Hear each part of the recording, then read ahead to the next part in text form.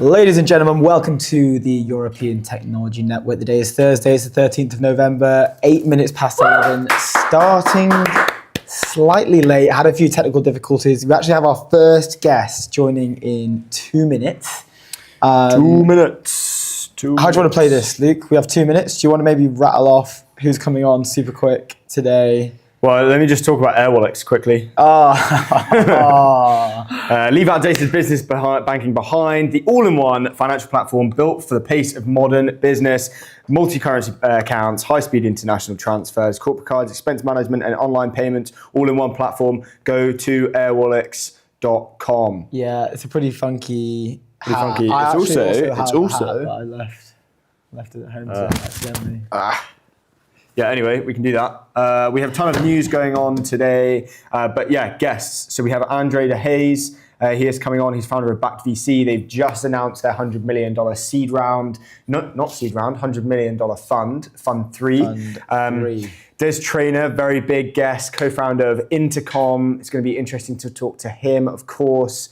Incredible company. We're very excited to have him on. Lucas Zeigler, he is the founder of Bonanza and a venture partner at FF. It's going to be interesting to talk to him. He's met Jensen Huang before. Yeah. He is a big dog in the robotics industry and wants to make robotics companies more friendly-ish, I guess. Maxime Germain, he is the founder of Beside. They've just come out of Stealth. They were doing 4 million ARR with 20,000 paying customers in Stealth, and they've just come out very recently. 20 million Series A. Which is mental. Is it backed by EQT? EQT, yeah, and participation from Index in there. I think Index led their previous round, maybe the seed. Cool. But EQT led the A. Also, Saurabh Gambhir, co-founder of Prior Labs, talking about their new model that they've released, the Tab PFN 2.5. We're going to have Javier Palafox on, co-founder of Happy Robot, but he had an opportunity to increase shareholder value during the slot he was meant to come on. And here at the ETN show, if there is an opportunity to increase shareholder value, go and do it. Go and do it. It doesn't matter if it's in the middle of the show, at the start of the show, at the end of the show. If you can increase shareholder value, drop everything to just... But what's important is we are going to deep dive on a few bits. Specifically, I think we're going to deep dive on building in the application layer in Europe rather than building on the foundation layer in Europe. Partner at Axel recently came onto the FT, wrote a very good article. I think it was the FT, or maybe Sifted. I think it was Sifted. And he was basically saying the advantage of Europe is that we can build on the application layer. There isn't enough, other than kind of Mistral, we're not fighting that race, but the way that we stay in the air race and stay on top of it is building on the application layer, the Lovables, all of those lovely companies, Synthesia, really fighting the fight, which is cool. So we're going to talk about that. While we were meant to have Javier on, we will talk about that for the last 20 minutes of the show. So stay tuned, basically. But next guest, or first guest, we have Andre De Hayes. He should be coming on any minute now. Founder of Backed VC, closed a $100 million seed fund to invest in Europe's generational founders with global ambitions. It's going to be wicked. I think we might have Andre in the waiting room, just checking with the producer. Are we in? Oh, we're live. Are we live now? Yes, we are. Andre, how's it going?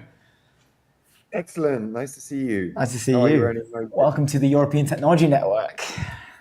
Thank you. Thanks for having me on. Thanks for joining us. It's been Congratulations. Yeah, I think maybe a quick round of applause.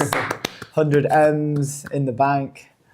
Where do we start? We've got to go and do the real work now. You have time to enjoy it though, no? Surely maybe a small bottle of champagne at least. Totally. 3 hours. The news has broke this morning, I think. Is it? Yeah. It's just come out this morning on Sifted. Can we hear? This isn't the first fund. This is fund number 3. can we maybe hear more about yourself, Backed VC in general, and then we can go on to hearing about maybe the previous funds and also A bit better about like why you started Backed VC and what the what the plan is. Totally, yeah. We started back in 2016. Alex and me, we were very old friends. We'd known each other. At the time it was about 16 years. Now it's 24 years, and we started it to build a community and an events platform rather than just a standard venture fund. So the idea was really, can we build a deep, engaged community of the very best frontier tech founders in the world and have them meet up regularly? We host 40 events a year, and then help each other, invest in each other. And so that was really the vision, was, create a community of founders that creates a flywheel. And so, now, it's coming up to a decade. We're 9 years in. We've done 100 deals. And a lot of the founders that we backed in the early days reinvest into the more recent founders. Interestingly, a lot of them have started investing into the fund too. So quite a lot of the LPs in our new fund were Fund One founders. So people like Francis Pedraza from Invisible Technologies, which is now a unicorn. And then most interestingly, a lot of them are now onto their second business. So in the last year, we re-backed 6 founders that we backed in Fund 1 and 2, and we're about to do a 7th. And what's crazy is that their new businesses scale so much more quickly. Yeah. Like one of them, we seeded a business called Zero Gravity last year. They've already done a token listing, like 1.6 billion valuation. It's like more than a 30x return in 12 months. Another company, by this guy, Pim DeWitt, we backed him when he was 23. On his first business, he just raised $130 million last month. But his second business, he raised $40 million, like 3 months after we did a seed round from Khosla. So wow. It's just, it just goes much more quickly second time round. And so it's cool seeing this sort of flywheel start to work. Yeah, That's definitely. so And it's cool. kind of the game, I guess, starting your own fund, right? You've kind of got to stay alive, keep the lights on so you can get to that point, right? And do you feel like it's easier? Like what's your day-to-day looking like from when you first started and where, I'm sure things have got easier. What's hard right now, basically? Yes. So some things you go through lots of mediocrity crisis where you're like, are we ever going to be good at this? And I definitely had years of that, because venture's such a long game. We actually organized an event recently for the 10 top GPs in Europe and top 30 LPs called The Long Game, because it is such a long game. And so certain things get easier, but other things get harder. What gets easier is that, you build trust and you build relationships, and that all compounds, right? So, we went in 2016 from nobody knowing us to now having most of the top institutional fund of funds as LPs. So, we had 10 top fund of funds come into Back 3. The reality is that sort of sounds good.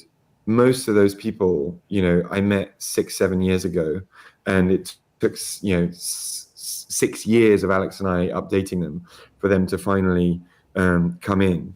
And I remember how despondent I felt when I met people as I was raising Backed One, and they would tell Alex and me, they'd say, you're a bit too early, but maybe by vintage 3 or 4. I was like, that's going to be years away. I don't even know if I'll be alive by then. And now you just get used to the fact that you need to be patient and that you need to get up every day and have like a 9 out of 10 day. And it's about consistency, and it's about putting in hours and initiatives and habits that build and breed consistency, trust, performance.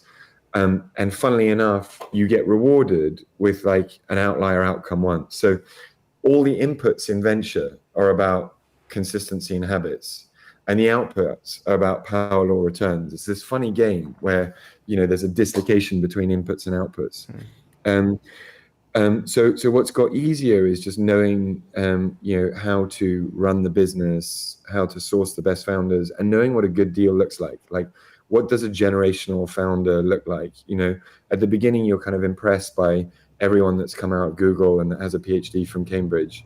And then over time, you become much much more discerning about what real excellence looks like. What's become much harder is stakeholder management. We've now got 80 LPs. We've got 100 founding teams to look after. We see 8,000 deals a year. It's really hard to manage your time and give a white glove service to everybody. And that's where we've had to build a lot more in the way of team structure, systems. So, at the beginning, it was just Alex and me running around, in this sort of like fascinating intellectual playground that is like startup land. And we could sort of hustle our way into things. And over time, you need to build structure. I think the other thing that's got, much harder is that you're only as good as your next year, and you're only as good as the current competitive landscape. And, back in 2016, there were very few venture funds in Europe and very few that were top tier, and now you're going head to head with a lot of, US funds. So, the last few deals that we did, they also had term sheets from funds like Sequoia and Lightspeed and Founders Fund. And so you're competing just against a different quality. And so kind of trying to consistently win those deals. And so that's why we really stay attuned to win rate. And we've had a 97% win rate since inception. So over the 100 deals. Pretty high. But the reality is that that's backward looking. And if next year, we don't win, 10 out of 10 deals, and we actually win only 5 out of 10, then we've lost our mojo. Yeah. Right. Yeah. And so there is a real risk of that, right? There's like brilliant people out there.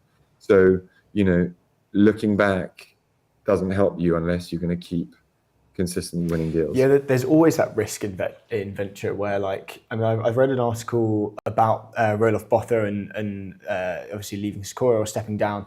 And they were saying that, Sequoia's kind of differentiator is the fact that they are this kind of steady ship that will always kind of provide this value, right? And any kind of change in that will lose their edge. And therefore, that's then just this minor detail, I guess, because they're still going to have two amazing stewards running the show, but it's that kind of minor detail that changes their edge. And therefore, I guess less founders will choose their term sheet over another. How do you kind of navigate that? Because obviously that is literally a pressure every single day. Do you just have to kind of bottle that up, or do you how do you deal with it? Yeah, I think there's some really interesting things in your question, right? There's the question around what drives excellence, and does excellence come from consistency of brand and offering, and you gave the Sequoia offer, the example, or does it come from innovation? And then there's the point around, pressure and how do you deal with, stress. So on the consistency thing, venture's a really funny game, as you guys know better than I do, in that on the one hand, it's an access class, not an asset class. And so getting access to the very best founders, your brand does count for a lot, right? As a hedge fund investing in public stuff, everyone has the same access, right? And so it's really about the edge of your ideas. But it's less about the edge of your access. In venture, it's the edge of your access, right? So it's, can you get in front of the very best founders, and do they want to work with your brand? And so there's a funny high predictability of ongoing returns, because a brand, like Sequoia's or, those sorts of top brands, they do become self-reinforcing sort of mechanisms. Conversely, how you access those founders changes all the time. And my old firm, Andreessen Horowitz, came in and blew up the ecosystem by being the first to launch large scale content, the first to launch a huge offering for founders to support them with M&A, with talent acquisition. So when I was when I was doing a brief stint at Andreessen, there were 10 people on the investment team, and there were 130 on portfolio support.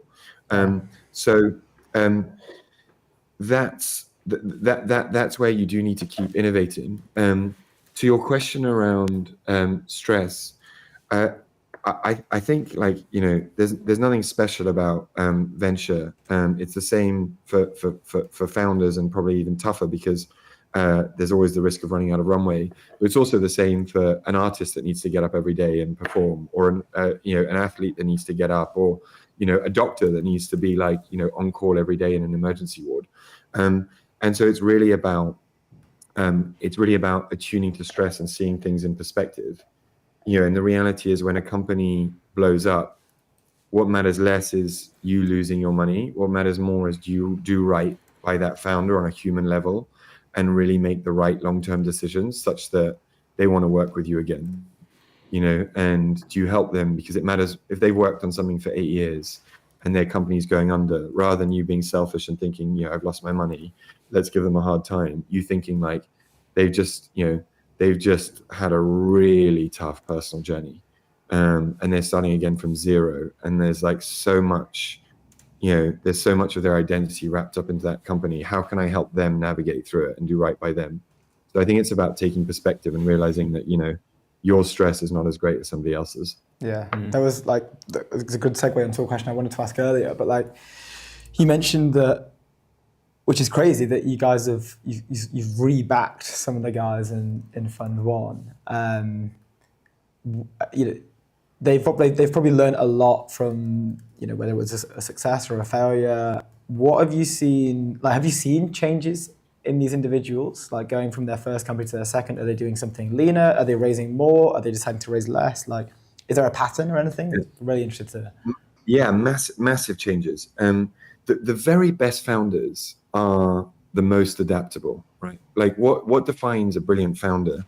One of them is an absolutely astonishing ability to adopt different roles rapidly, because the hustle that it takes to start a seed stage company is a rampantly different role to managing, a mid-sized 50 to 100 person company, where you have a lot of direct reports. And that's a radically different role to managing 1,000 people, and having to speak to late stage, growth and hedge fund investors, and manage offices across the globe. So, you develop that adaptability. They all come away. I think the biggest thing they've learned is radical delegation, get yourself out of being the bottleneck.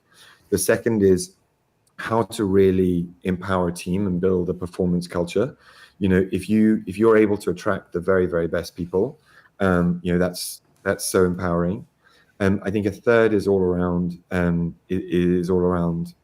narrative storytelling, and you just get much better at creating momentum. And so a lot of our best founders get much more efficient at creating fundraising momentum. So they raise bigger rounds off the bat. We backed a company, for example, called Airska. Jack O'Meara, his first company, Oka Bio, will probably be one of the first sort of computational bio unicorns in Europe. But his second company, Airska, we did a seed round, and within 3 months he'd raised a bigger round. So he had two rounds of seed funding that totaled 25 million within 3 months of launch. And so, that was just normally it would take you 4 years to raise 25 million. That speed changed radically. And then I think the very most important change, is a funny one. It's a change of the level of ambition. So when we backed a company called CoMind, and CoMind just announced in our last fund. James was 19 when he launched that business. CoMind just raised $100 million last month. It was in the FT, and they're doing a very cool company. They're the first company to do non-invasive brain monitoring devices that allow you to see all the vitals in someone's brain when they're having a stroke or they come in from an accident. But his next business, Flux, is literally taking on NVIDIA head on with a completely different paradigm.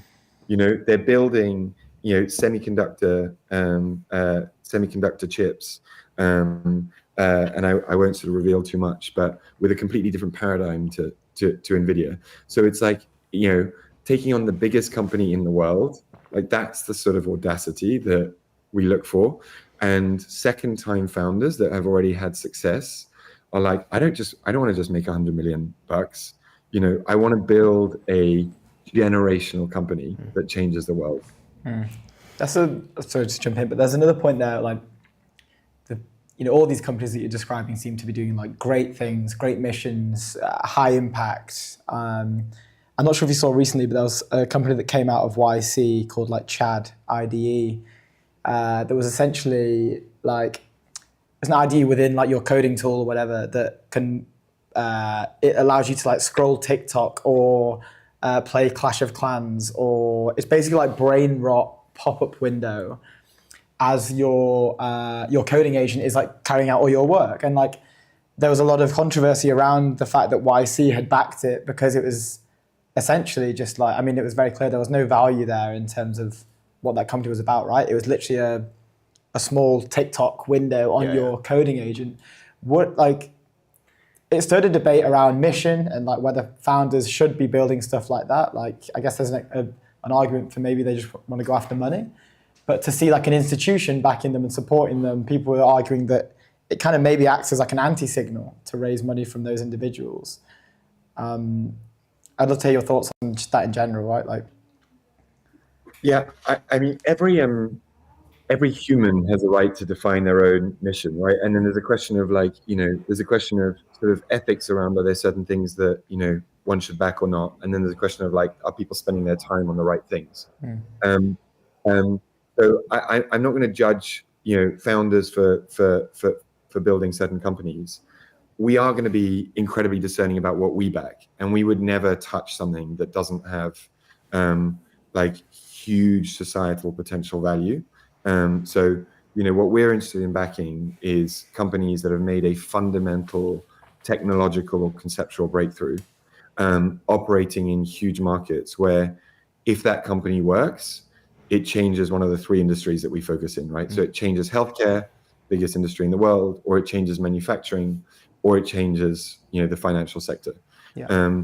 And by change, we don't mean like this is, something that, this is a drug that serves a few people. We mean that you go after one of the big disease types, like a major area of cancer or Alzheimer's or liver disease, and you build like the company that solves that area. If you're doing something in manufacturing, you go after a big space like semiconductor manufacturing, and you fundamentally change how semiconductor manufacturing gets done.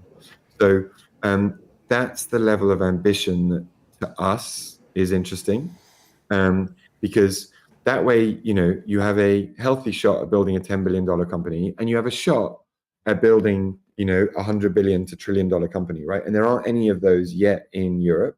There's no $1 trillion tech company, but there are a few in the US, and they will come, and there are companies like Spotify and Adyen that are sort of, making their way up. And like to Alex and me and, to our team, that's what motivates us is, can we find the company that 50 years from now is going to be enduring and having the level of impact that Google is having? Yeah. it's amazing. Yeah, that's amazing super like interesting to know if you like. I'm excited to kind of follow you guys on this Web3 journey because I'm bullish. Yeah, we are fresh out of time, unfortunately, Andre. But again, congratulations! Thank you for spending time with us on the show. Yeah, that was an awesome conversation. So interesting. Yeah, thanks so much. It was fun. Cheers, guys. Really enjoyed it. Thank you. Great to meet you. Bye. I think right away we've actually got Des, founder of Intercom, in the waiting room coming in. In the waiting room. It is a big moment. Whilst we're waiting for Des to come in, let me tell you about our friends over there at Airwallex. You've got to leave outdated business banking behind. It's the all-in-one financial platform built for the pace of modern businesses. You can do multi-currency accounts, high-speed international transfers, corporate cards, expense management, and online payments all in one platform. Anyway, Des, how's it going? What an absolute pleasure, Des. Thank you so much for joining us. It's an honor to have you on the show. We have so many questions that we want to get started straight away with, but maybe for the viewers and the listeners out there who might not know who you are, could you maybe tell us a little bit about yourself and the company Intercom, please?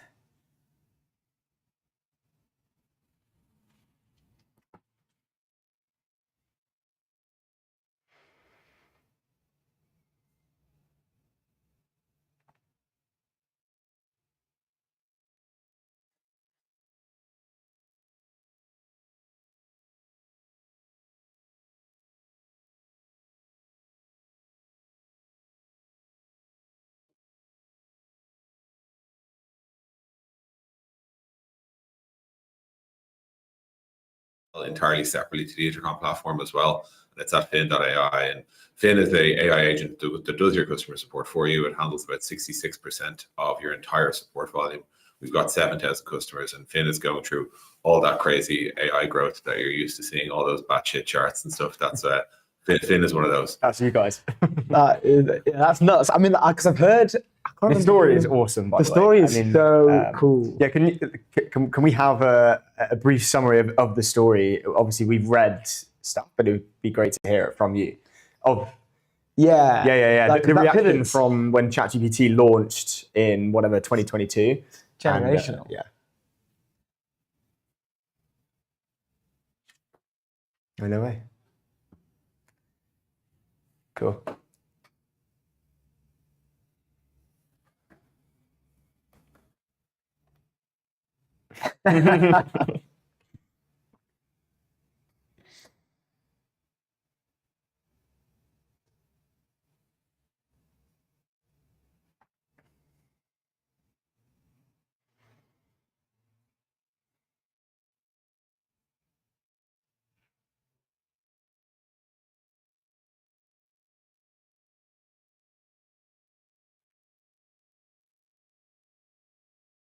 Yeah. Wow.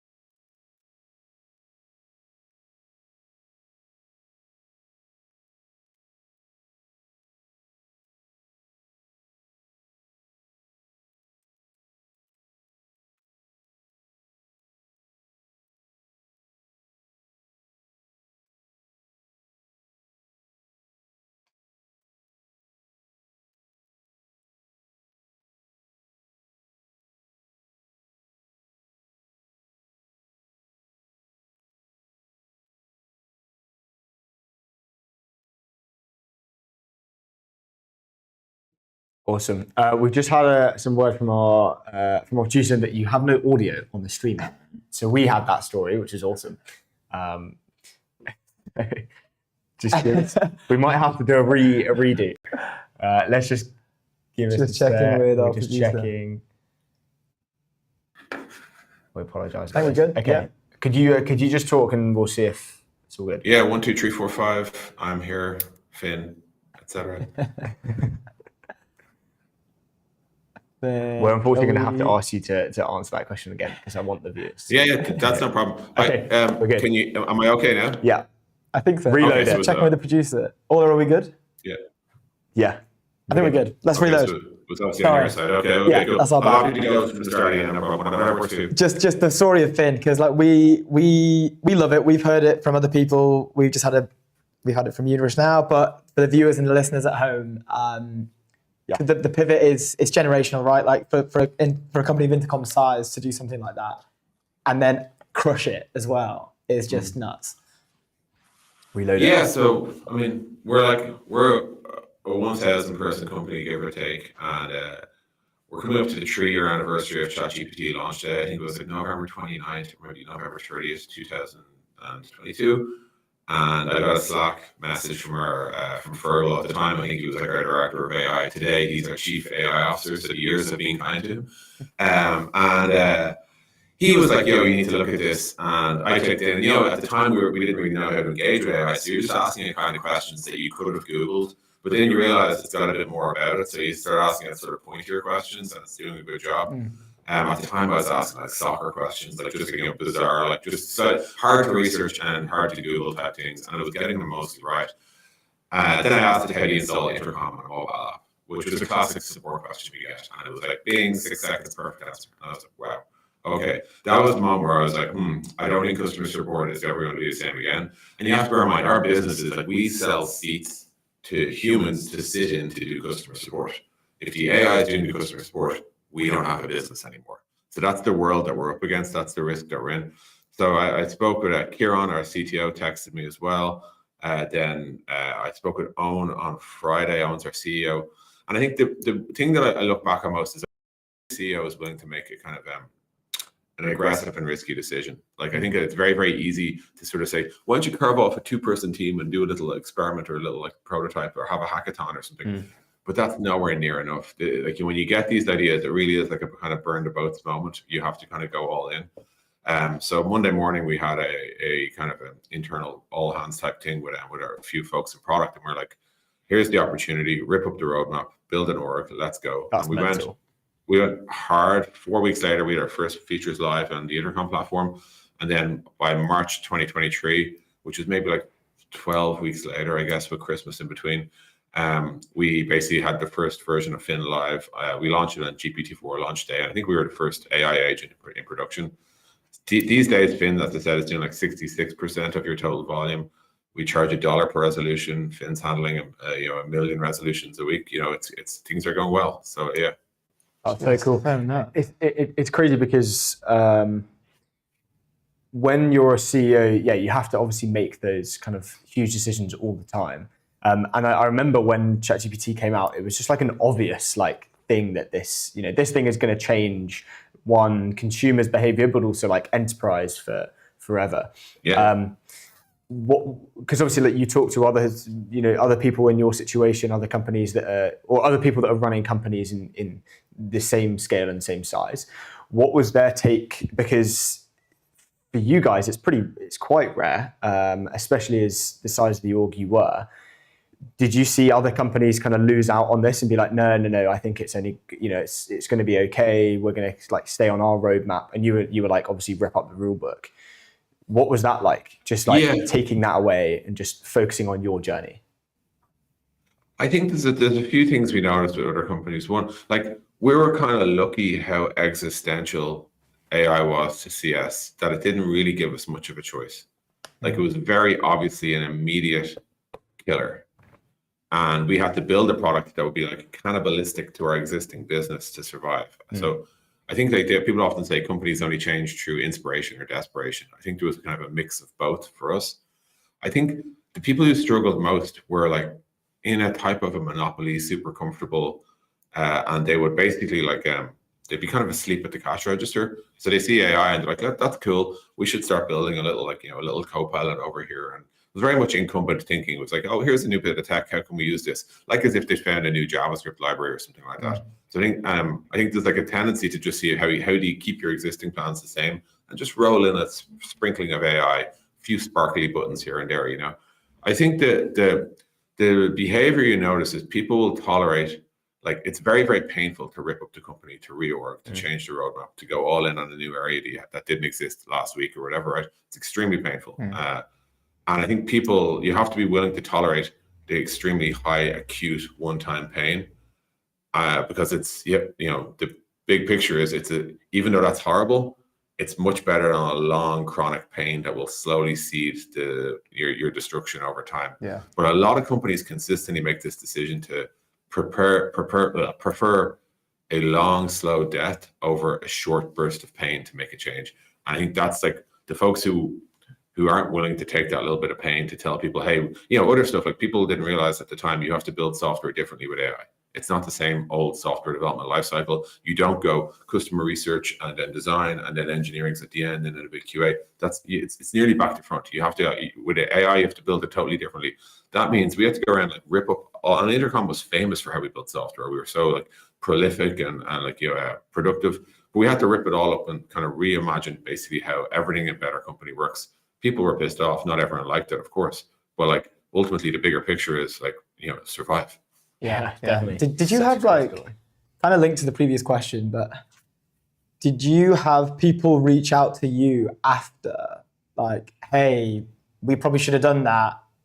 Can you kind of tell us how you did that? Because it's probably one of the more like modern sort of like crazy moments for like an Intercom to just shift everything into, I say overnight, obviously it's not overnight, but like it's pretty quick, close, right? It's quick for the size. So did you have people reach out like, hey, we should probably be thinking about doing this? How did you do that?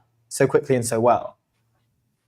Yeah, a lot of, here's an interesting thing I've just observed. A lot of people ask some version of the question of, we need to do it too. How do we do it, right?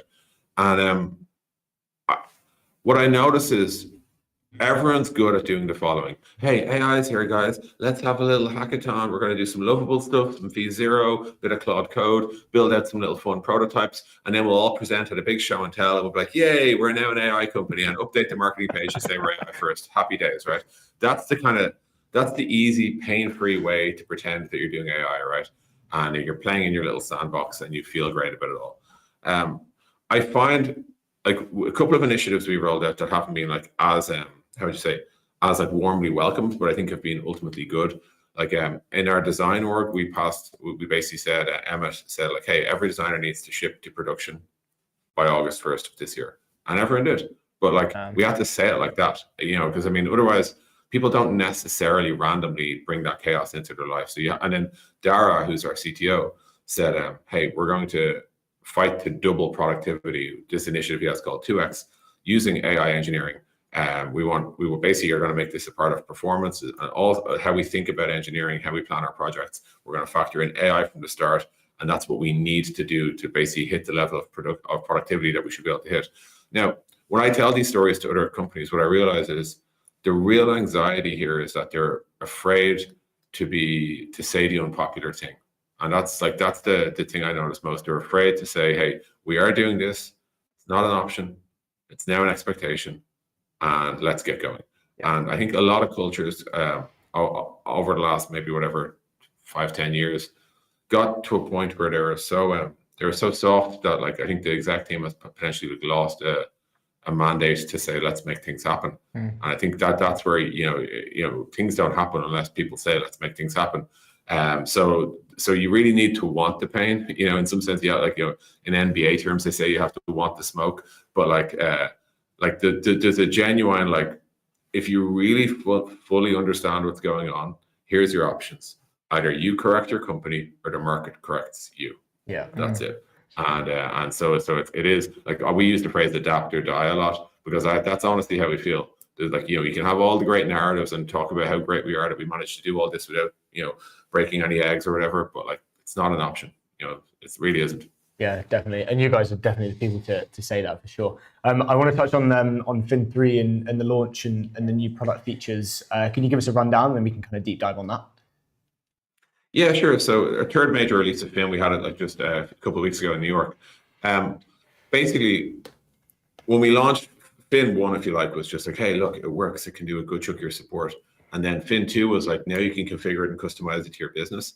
And Fin 3 is about now it can do all of your support. So it can do like everything from like all channels. Fin works over voice, WhatsApp, SMS, email, Messenger, whatever, Zendesk Messenger, Salesforce Messenger, anywhere you want Fin, you can have Fin. And then also Fin can handle extremely complicated queries. So what I mean by that is like, a lot of people think that chatbots are good for like, how do I reset my password? Oh, you go to /reset password, right? That they are, of course, good for that, but that's not a big challenge. The challenge is when you get into things like, hey, I'm after booking 2 different tickets and I need to cancel one, but I need to take the seats from the other and change the name on this, or I need to reroute my flight, or I need a refund because I signed up for a personal plan on my personal account and an enterprise plan on my work account. Can you merge the 2 files together? Like, that's the messy stuff that people have to do in support. And like when we say like the average resolution rate for Fin is like 66% or so, what's happening with the rest? Well, what's happening with the rest is often that they're just messy, gnarly queries. So we built this feature called procedures where you can write out in plain English, here's how you'd go about solving that problem. And you can say, well, the first thing we do is we check this data source and see, do they indeed have 2 accounts? Second thing is, are they the account owner? Third thing is, we'd ping the account team to check that there are files in both. Fourth would do the merge. Fifth, 5 would reply to the customer. But you can kind of basically explain in natural language how to handle every type of support query. And what our goal for that is to basically say that your human support team should now be handling things for the first time, as in we've never seen it before. That's why Fin couldn't do it, but also the last time. So once we do it, we should create a procedure around it, and then it should never be seen by a human again. So that's really what we're shooting for with Fin 3. The other big announcement we had, I'm sure you saw, was this idea of Fin being a customer agent. So not just doing support anymore, but Fin breaking out of its box in this sort of era of AI convergence, this is happening in a lot of different ways. But we see Finn as being like the expert on exactly how your company works. So of course, Finn should be able to handle your sales, inbound queries. It should be able to do customer success for you. It should be able to do retention, onboarding, upsell, any other type. If you're an e-commerce company, it should be able to help you buy. Yeah, so we really want Finn to be just the customer agent, the person you go to who can solve all your problems. Damn, that's so nuts. Maybe one more question, just as we come to time. I'd love to just get your general views. European tech, AI landscape. I know you do some angel investing as well when you get the time. And if you can, like a little bit about Ireland as well. Like, what's the tech scene like there at the moment? I mean, who did we have on? We spoke to Liam Fuller. Do you know Liam Fuller? Oh yeah. Yeah, we spoke to him. Obviously, awesome guy. And one of my he's gonna be favorite very conversations we've ever had. So yeah, I think just like, temperature check on Ireland, but also like European tech as well. Yeah. Yeah, I mean, on Ireland specifically, like we're kind of known more for like the Intercoms or the Stripes, or companies like Tynes or whatever, which all fall into a bucket of like Irish founders who ultimately probably do the Delaware Incorporated American thing, but still employ a large amount of tech in Ireland. There are a few novel Irish startups coming along, just like Protex, who do AI for CCTV to detect any sort of dangers happening in factories or warehouses or whatever. There's like, Nori is a cool, like sort of AI enabled, like how to say, kitchen management thing for restaurants. There's probably, I would guess, for our size, bear in mind, Dublin's like 1 million people, Ireland's like 4 million people. You have to factor all these things relatively. I think per capita, we're probably bang average, maybe a little bit above average. But you have to factor that Stripe is really a California company, and so is Intercom, etc. But yeah, I think in general, Ireland's doing okay. We have some really good initiatives in the form of like Dogpatch, and which are these like labs where they bring together young talent and hope that they can create ideas. More generally in Europe, I actually think we're doing well in the AI space. Honestly, I am. Like when people ask me, like, name some really, really great AI startups that aren't like, I don't think we're doing great maybe at the model layer bar, like maybe Mistral. But when people say name a great AI application, your mind goes to like, depending, like, I'll leave Finn aside because I don't want to promote myself any further, but like Lovable, Fixer, I don't know, Granola, Synthesia. I'm like, right, most of these are all European startups, these aren't like your classic like Bay Area, like, FiDi and San Francisco type startups. A lot of them are like doing quite well and having real breakout moments. Like you can even go to Dust or N8N or any, like there's so many of these companies that are doing great out of Europe. So I think we're doing quite well at the application layer. And I think we've probably, if we're honest, just missed the model layer. Like Mistral are doing really well, but like they're the only one realistically. And I think what we're seeing is that California duke it out with China at that space. But at the app layer, I think we did okay in SaaS. I think we're starting out really strong on the AI application layer. And I think there's a lot more to come too. So I do feel like a good degree of excitement for Europe at the app layer for AI. And I think we should feel that positivity. The next challenge for the continent, in a sense, is like, either do we want to keep these companies, which I think is not, people all autocomplete to yes, of course we want to keep these companies in Europe, but I actually think, no, we want them to be global companies. So that might mean actors go to Hollywood, financiers go to Wall Street, maybe tech just goes to California, maybe that's okay.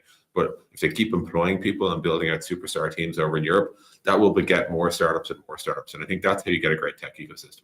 Yeah, definitely. We're actually going to talk about this at the end of the show. An article came out recently, I think it was actually yesterday, that an Accel partner, basically said that we're doing so well in the application layer, exactly what you just said. So super interesting that you had that same insight as well. Because it's obvious, you listed those companies, like we are winning, and that's potentially how I guess we win this, or we have our part in the AI race, and it is the application layer, not the, because you can see that the size differences between Mistral and what they're investing and what governments are investing into them compared to, say, the Anthropics and the OpenAIs.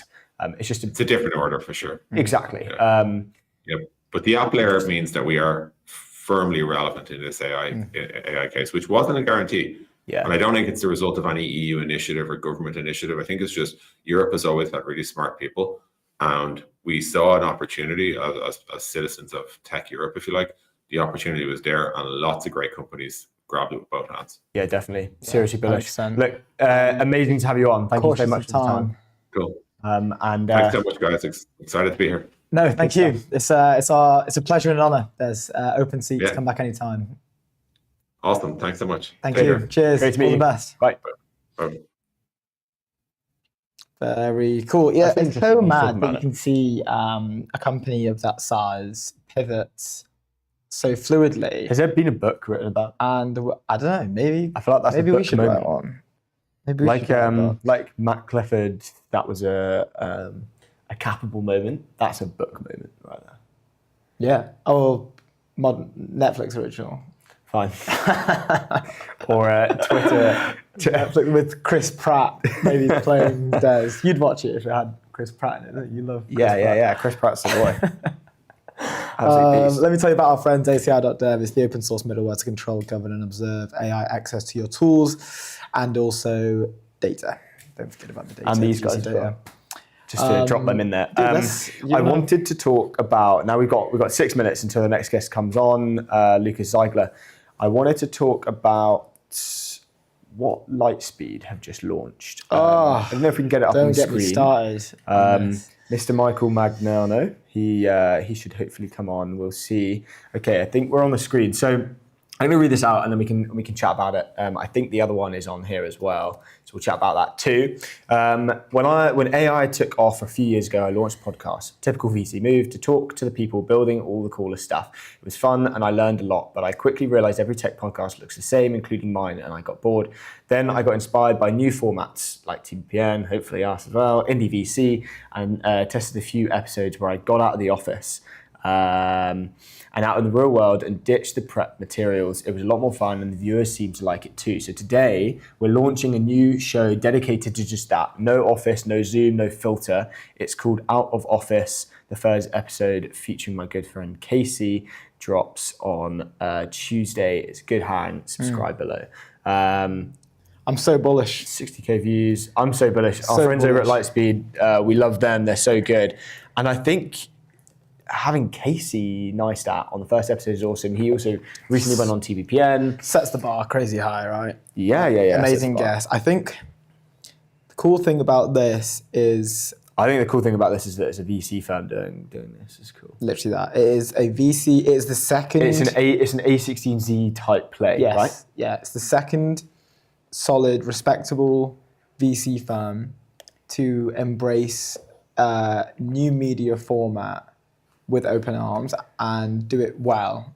They've obviously got some they're getting some good creative direction, guests are high caliber, the way it's being presented, like X, they're on the right channel.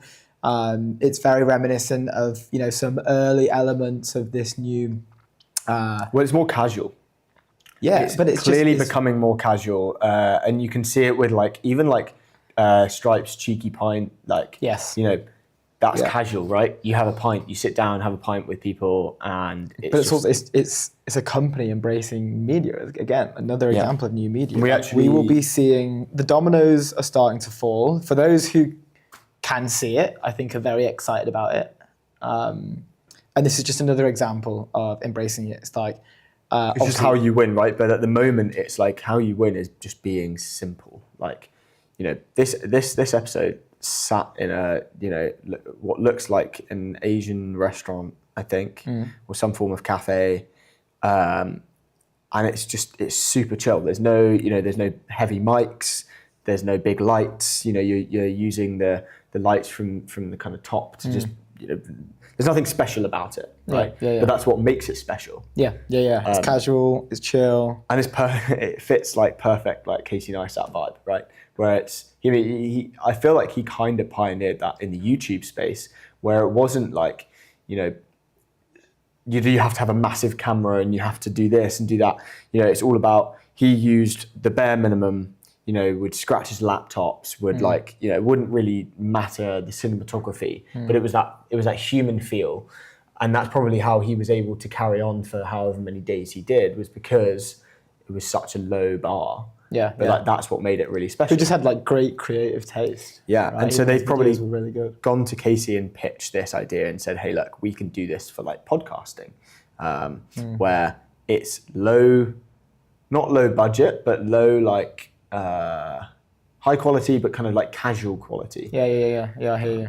No, I think it's a great thing. I think that this is the first domino of many.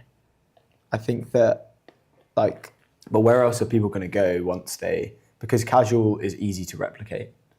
well, I mean, just generally like VCs and venture teams embracing media formats, right? I think if we fast forward 3 or 4 years from now, every VC team will have a media and production team that can, which is most of them, because they all have loads of money. Yeah. Like it will become the norm, right? In the same way that who did we have on the other day? The general partner at Speed Invest, Andreas, when we were asking him the question, like, you know, how are you staying competitive when you're competing with other VCs on deals, right? Initially, it's like we have a lot of money, so we attract the founder and we can invest in them. Then we have like verticalized partners that like focus on a specific industry, and then you're adding like, oh, we can help you with your launch videos. Yeah. We can help you with like this. This will become another In-house content. Just another, yeah. Because at the moment it's in-house like PR. They obviously have communication teams. It's Yeah. like that next step. Like what's the next step for them? And that kind of works. Like the comms teams will usually help you with like, you know, trying to get you. They're still relevant. Launch. They're still relevant. No, of course, but like in terms of the way that they interact with companies, it's more like let's get you off the ground, and then like we're still here, but like let's just get you off the ground type of thing. That's when they're super involved. But this will become, you know, this intersection of media, venture, tech, I think will become the norm for most leading VCs that can do it, just to stay competitive, right? Like if your competitors are doing it, you there needs to be at least a thought to think like, should we be doing it, right? But I think it's great. I think it's a great thing, and congrats to Michael and the Lightspeed team for embracing this format. We love it. And doing it well as well. Exactly.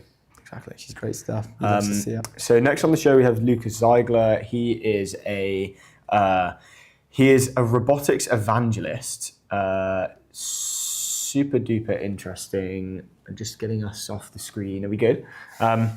Super interesting to talk to him. I think it's going to be cool because the guys met like Jensen Huang. He's done some pretty awesome stuff. Yeah, he got a video with Jensen saying like, "May the robots be with you," which is really funny. And he's doing a ton of things as well, which is cool. Yeah, chief evangelist at Bot, Nanza, venture partner at FF Venture Capital, and a venture scout for First Momentum Ventures. Are we just checking with our producer if we are live? Video. Because can we get you to join? There should be 2 links in the description of the description. Sorry, ignore the Google Meet. In the meeting notes, there'll be 2 links. Can you hit them both? Just checking with our producer. Maybe can you leave and rejoin and just click the 2 links in the meeting notes? Sorry. Thank you, man. Bear with us, our lovely friends at home. We are just a moment for Airwallex. Leave outdated business banking behind. The all-in-one financial platform built for the pace of modern business, multi-currency accounts, high-speed international transfers, corporate cards, expense management, and online payments, all in one platform. Go to airwallex.com. Let's go. Let's go. So Airwallex, the boys at Airwallex, they are killing it, and girls obviously, but yeah. It's so awesome. Their Is this the white version? of what's his name? I quite like this version. I forgot his name. What's his name? The McLaren driver. Lando Norris. Yeah, Lando Norris. Their drawing of Lando Norris that they have in that office is sick. Yeah, so they just moved into a new office. They're pretty awesome. It's a beautiful, beautiful place Just near off Tottenham Oxford Court Street. Road in London. Just an absolutely stunning studio. They've also got like a racing simulator. You know, like the chair. Yeah, it's just like the inside of being in a car, basically. But really cool, really cool. Do we Just have checking if we got Lucas Lucas on? coming back in. I think it's probably easier to see it. I'm just I can't believe I switching forgot my around. bucket hat. I'm actually super devastated. I'm just switching it around. It looks good there. It looks good. Yeah, it looks really good. I like it. Just wait for the McLaren F1 car. Yeah. Just right there. It's going to be wicked. Lucas is back with us. Do we have him live We are No video. experiencing some difficulties. Sorry, Lucas. We're not sure. Lucas, have you joined both links?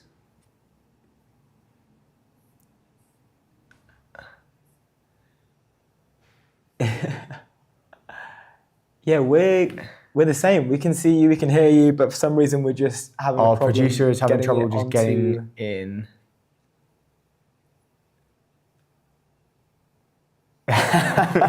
This isn't quite the same as deep tech. Yeah, unfortunately. this must be more simpler, right? That's very kind of you to say. I'm sure.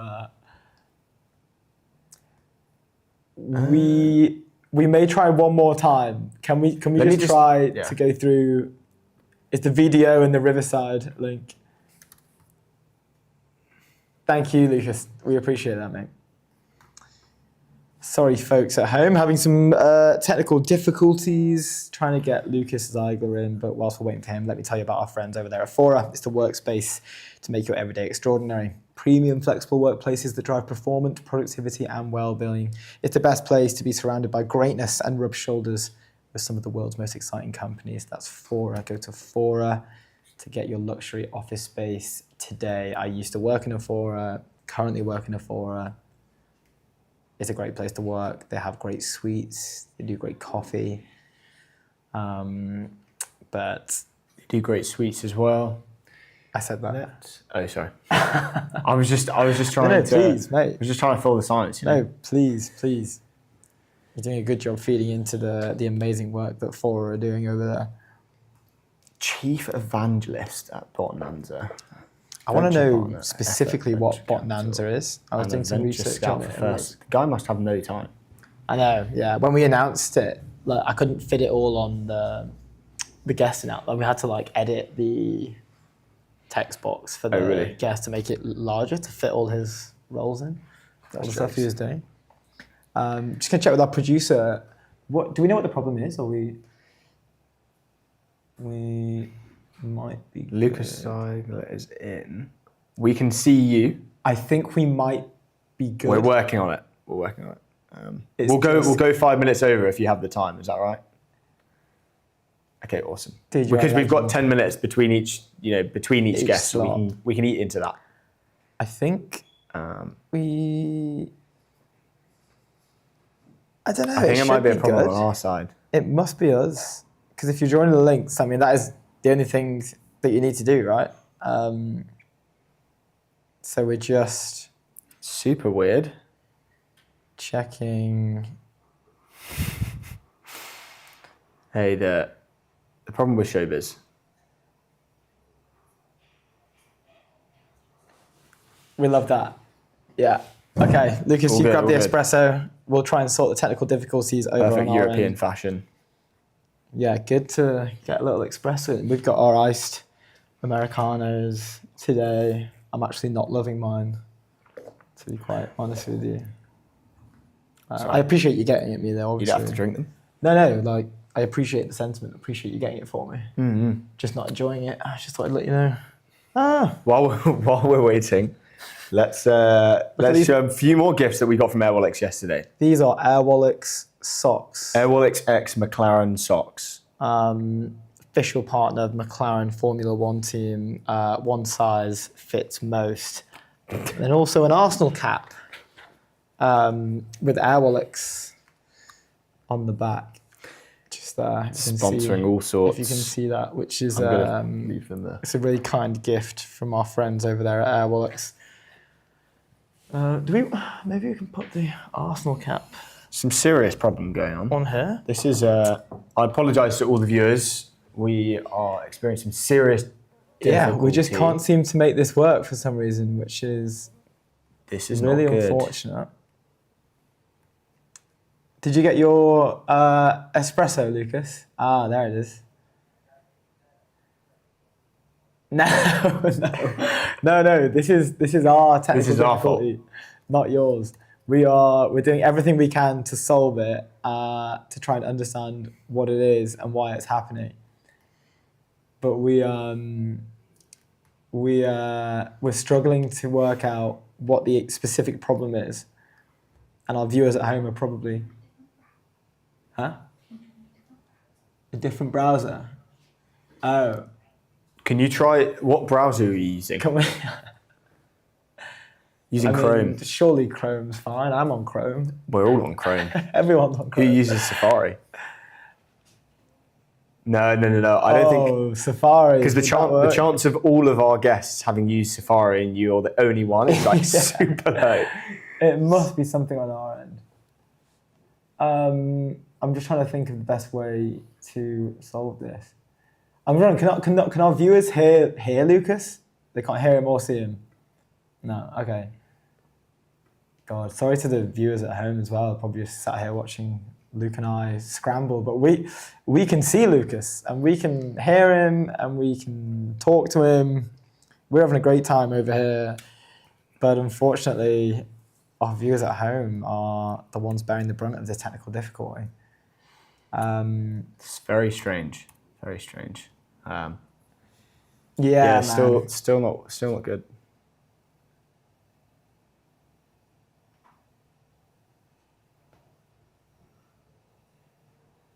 Yeah, I'm not sure what Popping up. This is weird. the problem is. Let me see if What might be. I'm just thinking maybe if we reschedule, because I'm not Where sure we go off. we're eating into your time, and I feel bad, Lucas. do you have any time? Do you have any time at 1:30 UK time? 20 minutes. That's an hour, 20 minutes. 1 hour, 20 minutes from now. Is that all right? We have a big gap at the end of the show.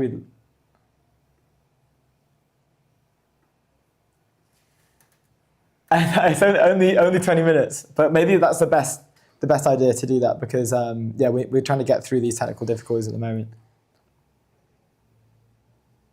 Yeah, I think it's our problem. Yeah, I'll send Yeah. you a Same new ones. one. Oh, you're gonna send you one? Okay. I'll send you one. I think it's just a problem on our side. So maybe let's do 1:30 Oh, well, hold on. and see. Oh no. Sorry, And see if we're good then. my bad. I will send you. Yeah, I'll send you a new Google Meet. Or Thank not you, Google Meet. Lucas. Ciao. Technical what a shame. difficulties. You hate to see it. Technology 1, ETN Boys 0. Hopefully the last loss that we'll take on stream, but we'll be getting Lucas back on later to sort it out. Let's go through some news. We've got 10 minutes. I know we've got 20 minutes. We've got a hell of time. I want to talk about Alex Karp and Molly O'Shea's. Let's go. Friend of the stream, Interview. Molly O'Shea. Congratulations for the absolute banger. I think it's on 2.5 million or maybe even 3 million views now. Flying into the stratosphere. Which is and the memes that have come off. The it memes are so good. The so memes are so funny. good. For those who didn't see it, Molly O'Shea, founder of Sorcery Podcast, sponsored by Brex, they do a great job at going into really long form, deep interviews with some amazing guests. Typically founders and CEOs sitting in the tech space.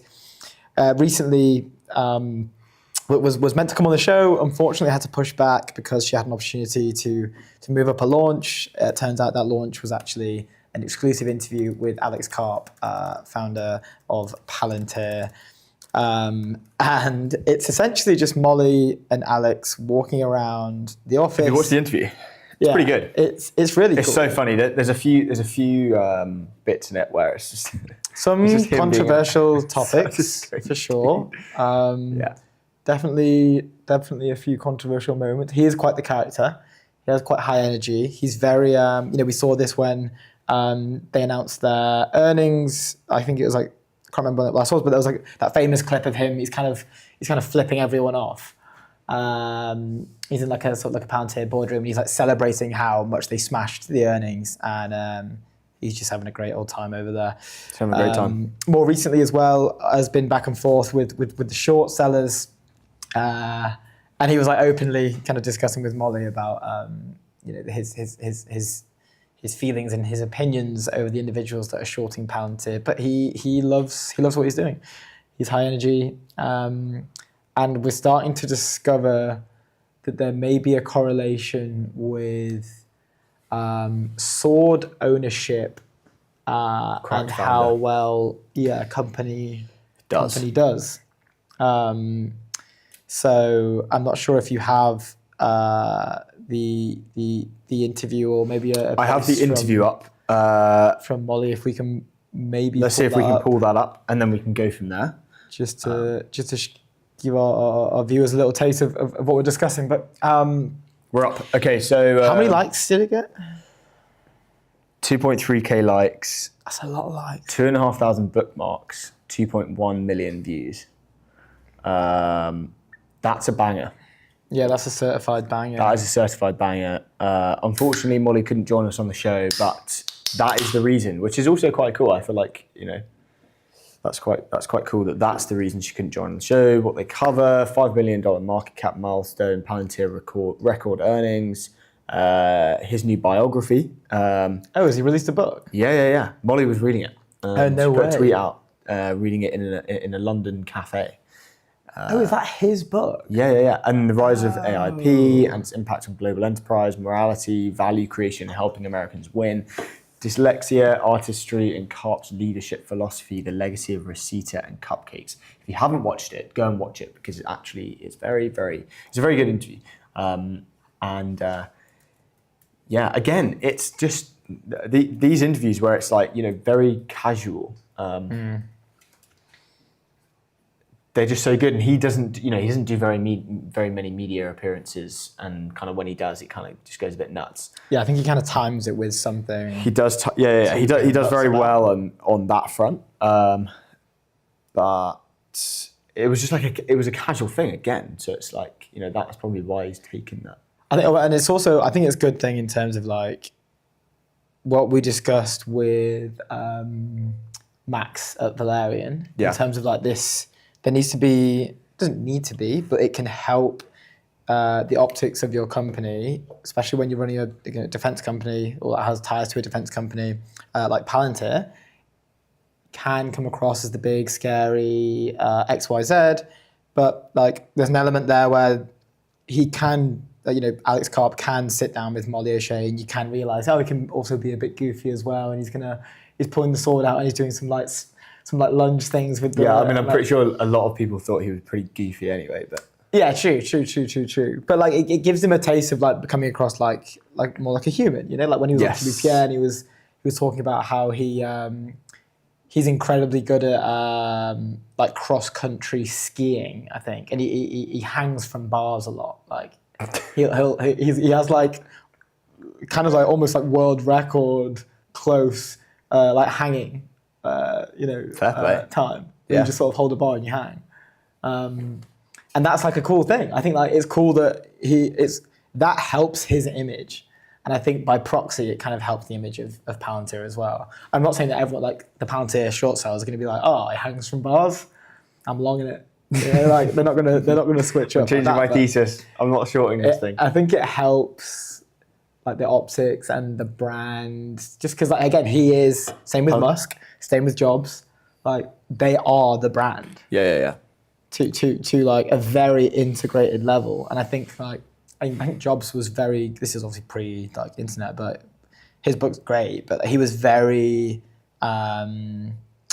he'd always host these like sort of quirky type meetups and gatherings where he'd do everything outside. He'd have his socks off. He'd be sat there in like really like hippie-like clothing. He hasn't showered in, I think he showered like once every week. Like there's no very, very odd specific diet of like I think he only ate vegetables for like maybe all his life actually, maybe he was a friend, but it was like a very particular set of certain stuff.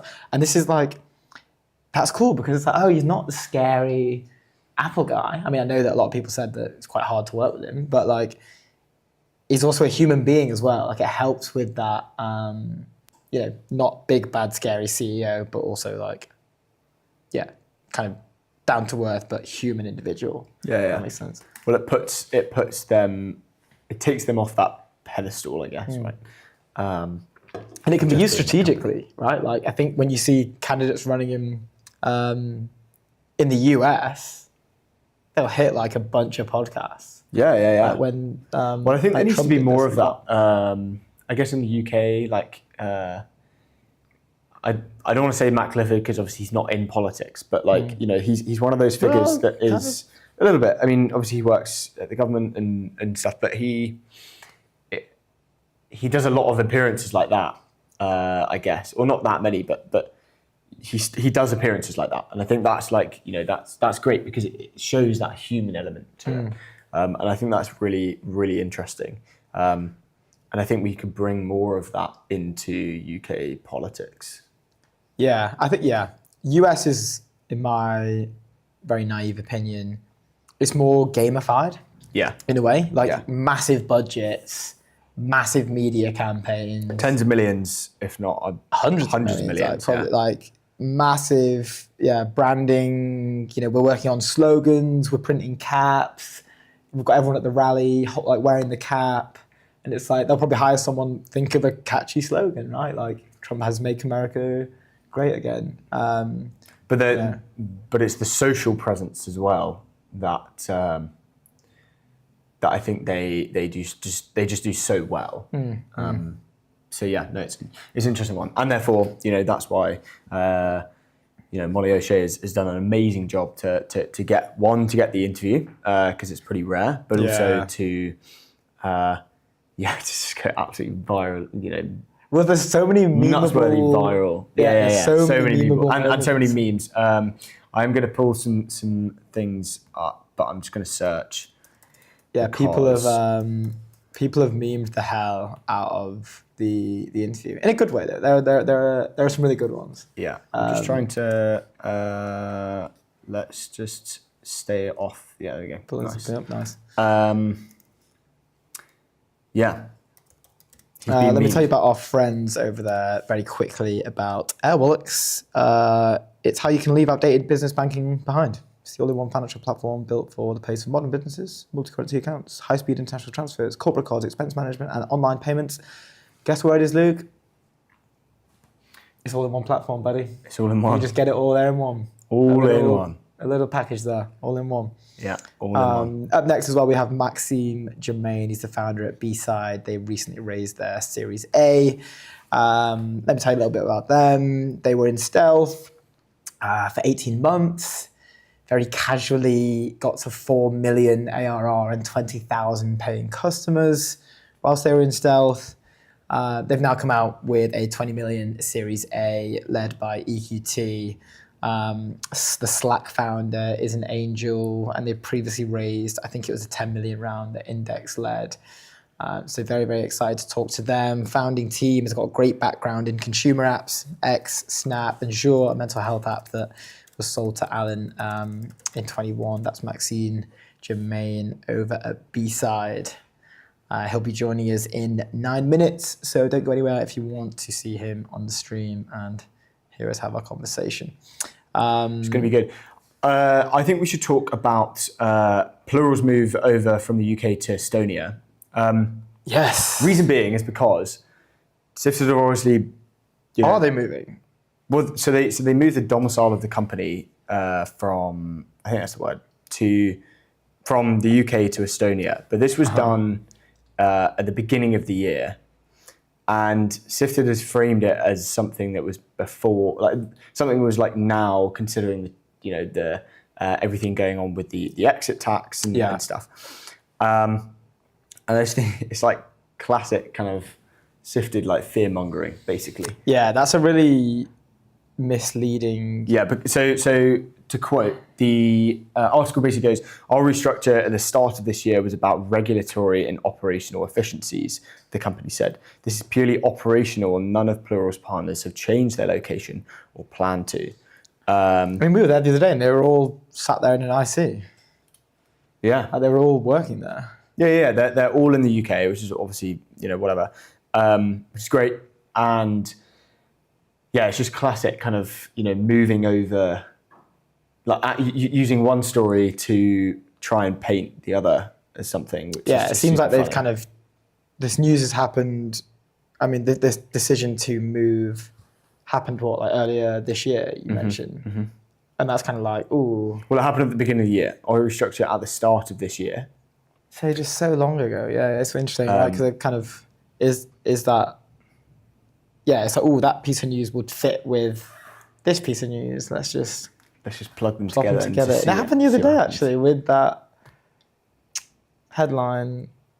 It was a little bit misleading. There was that company. Yeah, Grab. we mentioned about it on the show the other day. Yeah. Was it Vey?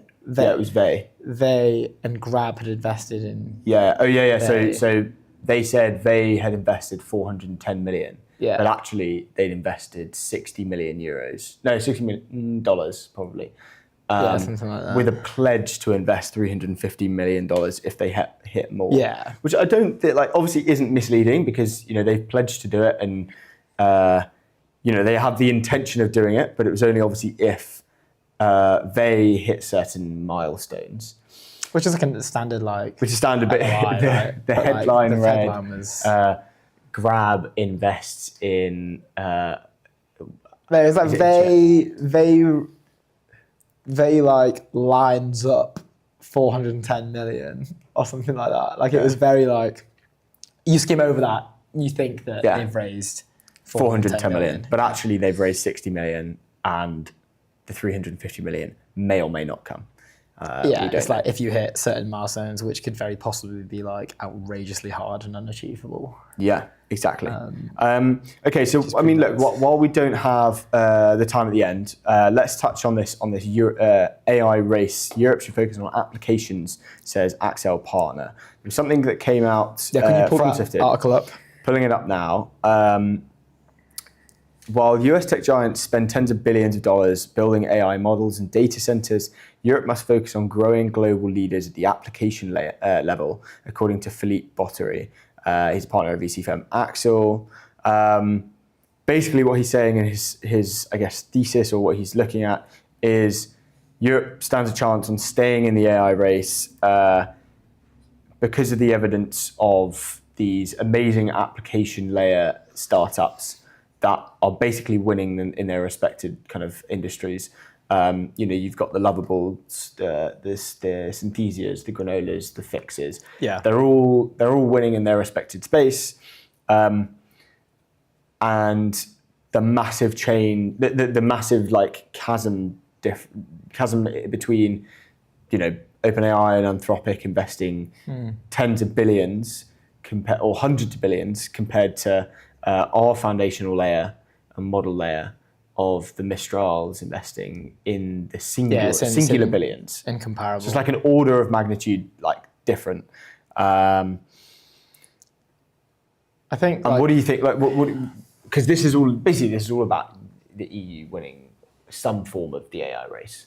I think it's okay to not win. Does that like, mean that area? Yeah. Does that mean like it's like let's just kind of push it aside? Well, it's not putting it aside. Not push it aside, right? Like I don't think we've got. There are other variables which would give like a certain area or continent like an opportunity to compete at that level, and it's like magnitude of funding is just nowhere near what like we'd require to like feed these things to get them going. Yeah. Two, I think like general government alignment should probably be a little more like pro risk and also like pro innovation. I think that if you look at the US or China compared to Europe, they're a lot more willing to like, let's just run at this thing. We're aware of how powerful and great it can be. Obviously, there's going to be a few little mess ups along the way. But I think Europe's more like, let's stop, let's understand this, let's understand the risks and understand the benefits, but let's make sure we drive this thing forward in like a contained environment. So it's like, I think with that mindset, you just can't compete with two other superpowers who have more funding than you, who are willing to like maybe just. Well, I mean, there's takes that obviously OpenAI are like, that is a highly leveraged company right now, and if there is an AI bubble or there's a downturn, OpenAI is a company that probably will go pretty quick, I feel. And maybe that's a pretty rash take, but I think it's like they have something, I can't remember, they have like whatever revenue they have is in the maybe 10 to 100 billions. Yeah, I think he was. But they're investing like 1.5 trillion into, or like that's how much. Yeah, and that's why they came out and they were like, there was a whole spook around like, oh, are they? It's a bit of a mess, basically. Are they getting a bailout potentially? Like, is the government going to fund like most of these orders that are outstanding, right? Because like the difference between their revenue and what they've sort of been pledging is like wildly over, astronomical, and it's like a huge bet to get them. I think it was like 900 billion or something. Yeah. The difference, and then everyone's saying, oh, cool, like you're privatizing the wins and you're socializing the losses, which is like face on, I think, what it does look like. But I think then Sammer and a few of the team kind of came out and was like, hey, I think it was Sammer actually, he came out and sort of, he wrote like a very long form tweet to everyone and kind of described what was happening. And he's like, look, like we wouldn't do this. It wouldn't be, the first choice to have like government subsidize this. It would be like a last resort. But even again, like it sets people a bit on edge, I think, when they hear words like last resort. Like from a copy perspective, like the connotations to that word are usually pretty bad. So to hear it, or even though Sam's coming across from like, hey guys, it's chill, don't worry about it, thumbs up, that's last resort, he's still saying those words. And the fact that he has to say them. And therefore, so look, like we've kind of gone on a tangent, but to bring it back, basically this partner at Accel, he quoted literally saying, some of the core innovators in this in areas where AI is being disruptive are coming from Europe, says Bottery. That's a very exciting message for Europe. I think people have been too quick at discounting it just because we're not investing as much in foundational models. And it just brings this like quite refreshing take of, like the application layer is where we play in, that's where we can win.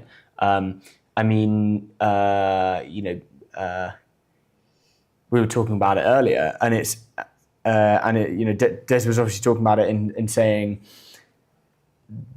there's so many unbelievably clever people in Europe. That's where you win. Like that is your kind of the talent's nuts. Yeah, that's the trajectory that we're on is winning that application layer instead of that, and it's kind of like, okay, well, invest in that, and the more you see people coming out and doing that, like the Antons of the world. The more it's just going to keep kind of running and compounding. So it's exciting. Next on the show we have Maxime, and he's good to go straight in, I think. Awesome, Maxime. Welcome to the European Technology Network. It is an absolute pleasure to have you on. How are you doing? Good. Thank you so much for having me. All good. You've released some big news today. Can we maybe hear a bit more about it? Or not today, this week? That was, I think 2 days ago. We've raised a $32 million round from Index Ventures and EQT for the product that we've been building. And we, as we announced, the round came out of stealth. We operated for the past 18 months completely in stealth. We did not reveal what we are building, as we are super focused on trying to find the right customers and finding product market fit. And I'm happy to tell you more about what we're currently building. Awesome. I want to know how the hell you stay in stealth for 18 months and you reached 20,000 customers. Yeah, for sure. So, I feel like there is a lot of hype around tech companies and AI companies. And when you're really trying to do something that works for people, you can really just focus on the X or LinkedIn hype a lot and actually bring a lot of the wrong users into your product, because who you're going to get from those audiences are really just people who are curious about what you're building, potential investors or other founders looking at your product. But if you're trying to build a product that is not made for that cohort, you're just going to pollute yourself being out on X, on LinkedIn, and on all of these different platforms. The users we were going after were from the real economy in America. So there are people who are trades and construction workers. They're working in real estate. They are, we have priests on the platform using the product. We have tons of different use cases. These people are not on LinkedIn. They're not on X. They are nowhere there. So we went to market in a completely different way, trying to really focus on unlocking these networks first, going at it from a very different angle that was not, all the hype and the buzz we can have on the different platforms that are more, our crowd, which is very different from where we have product market fit today. Yeah, I feel like it's obviously like super different to what everyone else is doing, right? Can you give us a breakdown of what Beside is and what you want to tell everyone in the market now you are kind of live on X, I guess? Yeah, I guess that's what it is now. Yeah.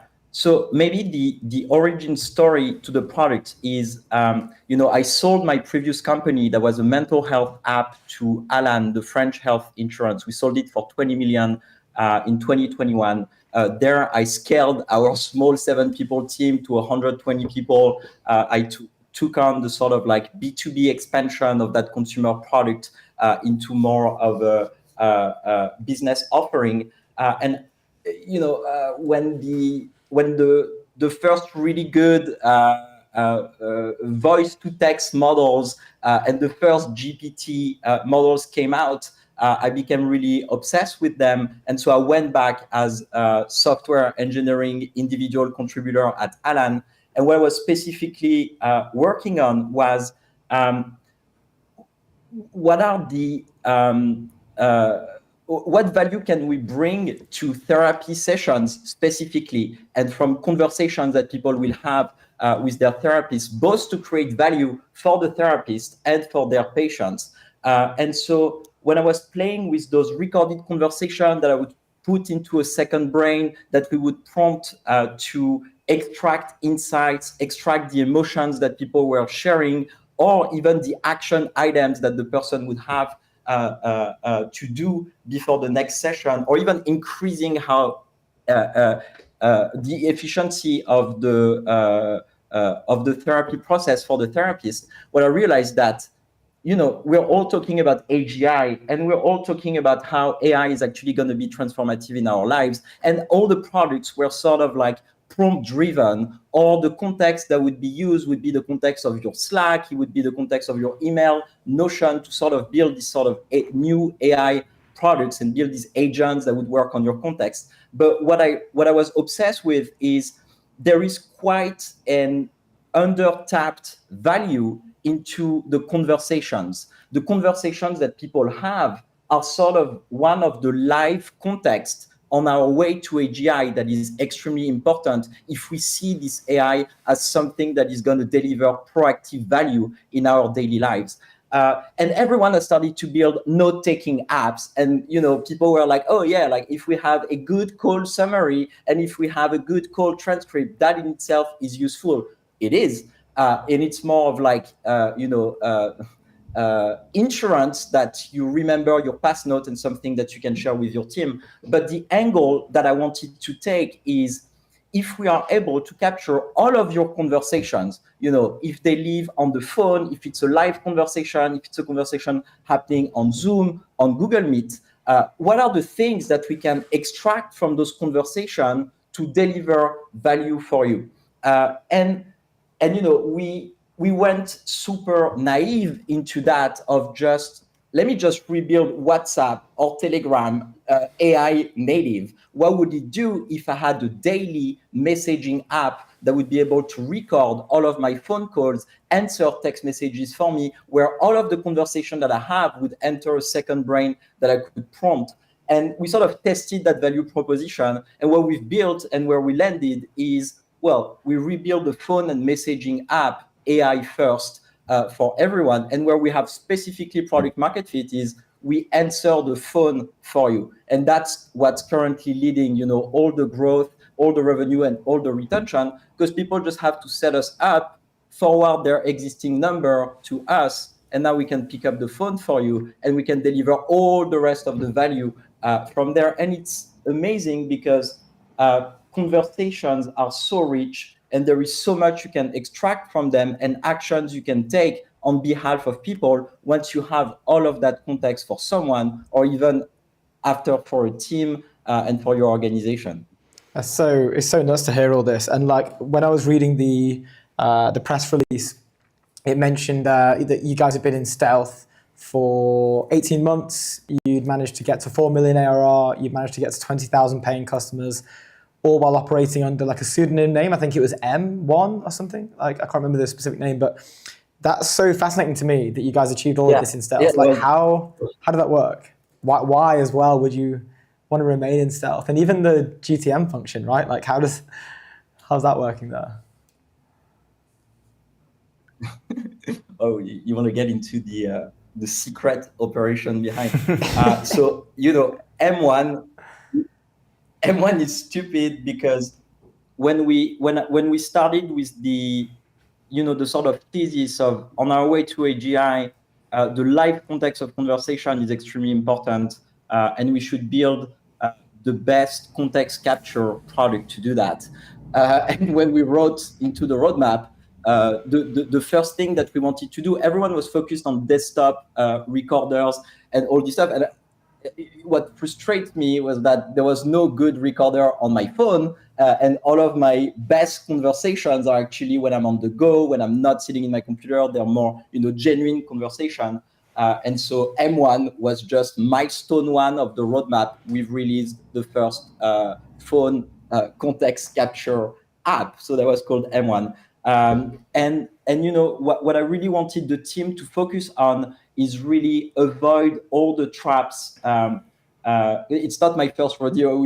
I've been at it since forever. My first company, I started it when I was 15. I moved to New York when I was 20, dropped out of school, started an art company with someone from Google. We sold it after, and I've done then the Draw company. And I really wanted to create a culture that is so extremely focused, not on the hype, but on really trying to create a product that people love, that is going to be retentive for them. Being in stealth, still led us to raise from top funds in a very short amount of time. We've attracted some of the best talents. The team, comes from Snap, they come from X, they come from Hugging Face, they come from some of the best companies that really know how to bridge, this sort of consumer-prosumer world, and the being in stealth, I didn't see any reason to actually be public about the company. At some point, I even considered not coming out of stealth and just keep going like that. But I feel like now it's nice to sort of like come out, build the brand, and do that. For the go-to-market motion, we work with tons of creators in the US, and we power tons of performance marketing ads on Meta, plus the creator that are making beautiful videos of our product. And then we have all these referrals, and then we grow into companies. And it's been, something that we know how to do really well coming from the consumer world. And what I love is we could apply all of the consumer product learnings to build a prosumer app. So we come from the consumer world. All the GTM that worked for the consumer product ended up working for a very prosumer app. And that sort of blurs, in our in our industry, in the AI world, because the tension that would come with that is And all the VCs in the world and absolutely everyone keeps hammering that to me of like, but why don't you verticalize the product? Why don't you build something that is just made for real estate agent, just made for construction worker? Why don't you just hammer a single vertical, grow from there, be known for that? And I think that the large language models are simply so powerful, and all the models that are coming out require you to create a daily driver. ChatGPT feels more of a consumer app than it feels like a SaaS dashboard or all these things. So having this consumer grade experience for very pro use case, I think let us capture horizontally, the world, and is giving us a shot at not limiting the ways we can take on a much larger share of the market, because we're not going to remain into real economy. We're going to expand beyond. And there is a play that I love that looks a lot more like, Notion or Figma. These are iconic companies that are built by, hero of mine, where I absolutely love these products. And having a chance of creating something so horizontal that works for your personal life, professional life, it would simply be, the best outcome for this project. That's cool. I want to ask a little bit about where you see the physical side of creating kind of these AI products for consumers. Obviously, that you've created the app, and that's like native for the phone. Where do you see it kind of going in the next kind of 10, maybe 15, 20 years, whatever, when, someone will crack it, and maybe it's, the OpenAI acquisition that happened, 4 to 5 months ago, with Johnny Ives. Yeah. Where do you see that happening? Like, and how do you guys find yourselves like in that? And do you think, are you thinking about it, or are you just kind of like heads down building for the phone? Because that will be potentially like quite a massive change if that were to happen, and something like really hits kind of product market fit in the physical AI kind of consumer space. Yeah, and that's such a good question. I keep thinking about that a lot, because at the end of the day, what we're saying here is that being the one device or the one product that has access to all the context live is actually what's going to make one company win. And there are many ways to go at it. And the more unique the data you're able to get into the context of your AI, potentially the more powerful you become. And so that's why we started with something that is not that easy. Building phone at scale. We currently handle 2.5 million phone calls a month. Building the infrastructure that powers that is a very hard feat. And so the way we were thinking about it is that there's going to be unique data. The phone data is quite unique, because you can't capture audio from a phone call conversation on iOS. You might be able to do it on Android, I'm not even sure. We've expanded. So we also record live conversation, meaning like if I want to set up B-side and record the conversation live right now, it works. On macOS, we've built, a desktop recorder that kickstarts when you have a Google Meet started, when you have a Zoom call starting. And so all the context is something that matters to us. What I think is going to happen is that, and that's something that I really love, is we either going to have Apple that's going to wake up and understand the power of context and actually rebuild Siri in a way that's going to be absolutely amazing. The thing is they're going to have to build for billions of daily active users. They're never going to get into the use case that we have, where we're actually powering, your team. We have collaboration with your team. We're plugged into your tools, and we're orchestrating all these different things. And Apple is never going to go that deep. What's more interesting is if OpenAI actually cracks a device and cracks an OS that becomes, the daily driver of the world, because there is a chance that it's something, but it's something I'm just super excited by. I can't wait to see that device. I can't wait to see what it does. I do think that to nail things in perfect details, and from what we observe, there's always going to be a place for the product we're building. The product is kind of like invisible in some way, because if you just take the AI layer and you remove the interface, that's the part that needs to work really well. The main product we have doesn't have an interface. It's us answering the phone while your phone is just off. And this is the main value that people are paying for. So there is also something about this no interface value delivered for people that is just so cool. And yeah, I'm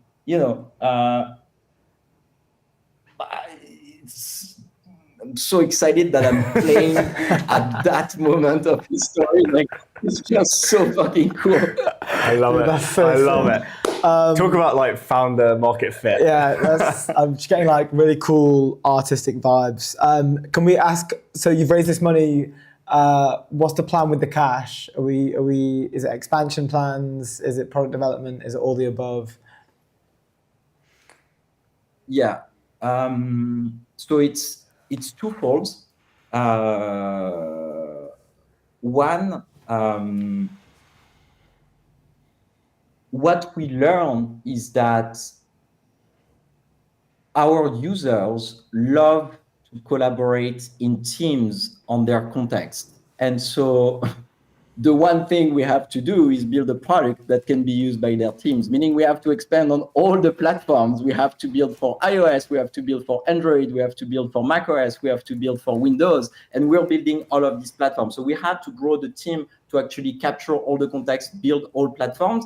And then the second thing is from there is a bit of a difference between the single player mode of the product and it growing into teams. The requirement from our users, when we're trying to go from like the 1 to 5 seats that we cover really well now to like 10 plus, 20 plus seats companies, there are very specific things that are made to collaborate on the context or take action on your behalf that we're going after.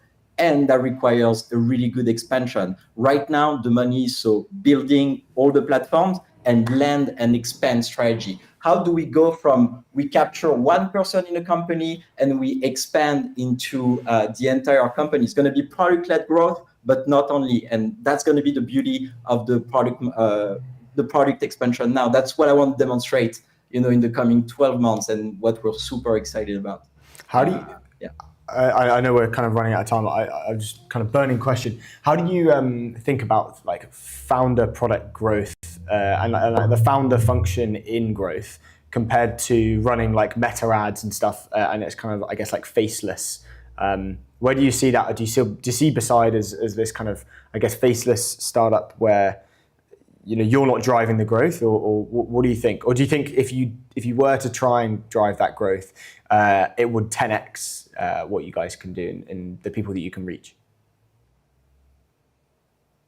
I think the reason why I didn't start by doing it was that the initial product market fit are not exactly people like me directly. Even though I come from a small town in Le Mans, all of my family work in the same kind of field that my users does, my parents as well, and I've been always so inspired by the stories that I've had around me, and building a product that feels and hit home is really, really fucking cool. And I felt that the sort of audience that I can capture as a founder is something that works better when we go on desktop, right?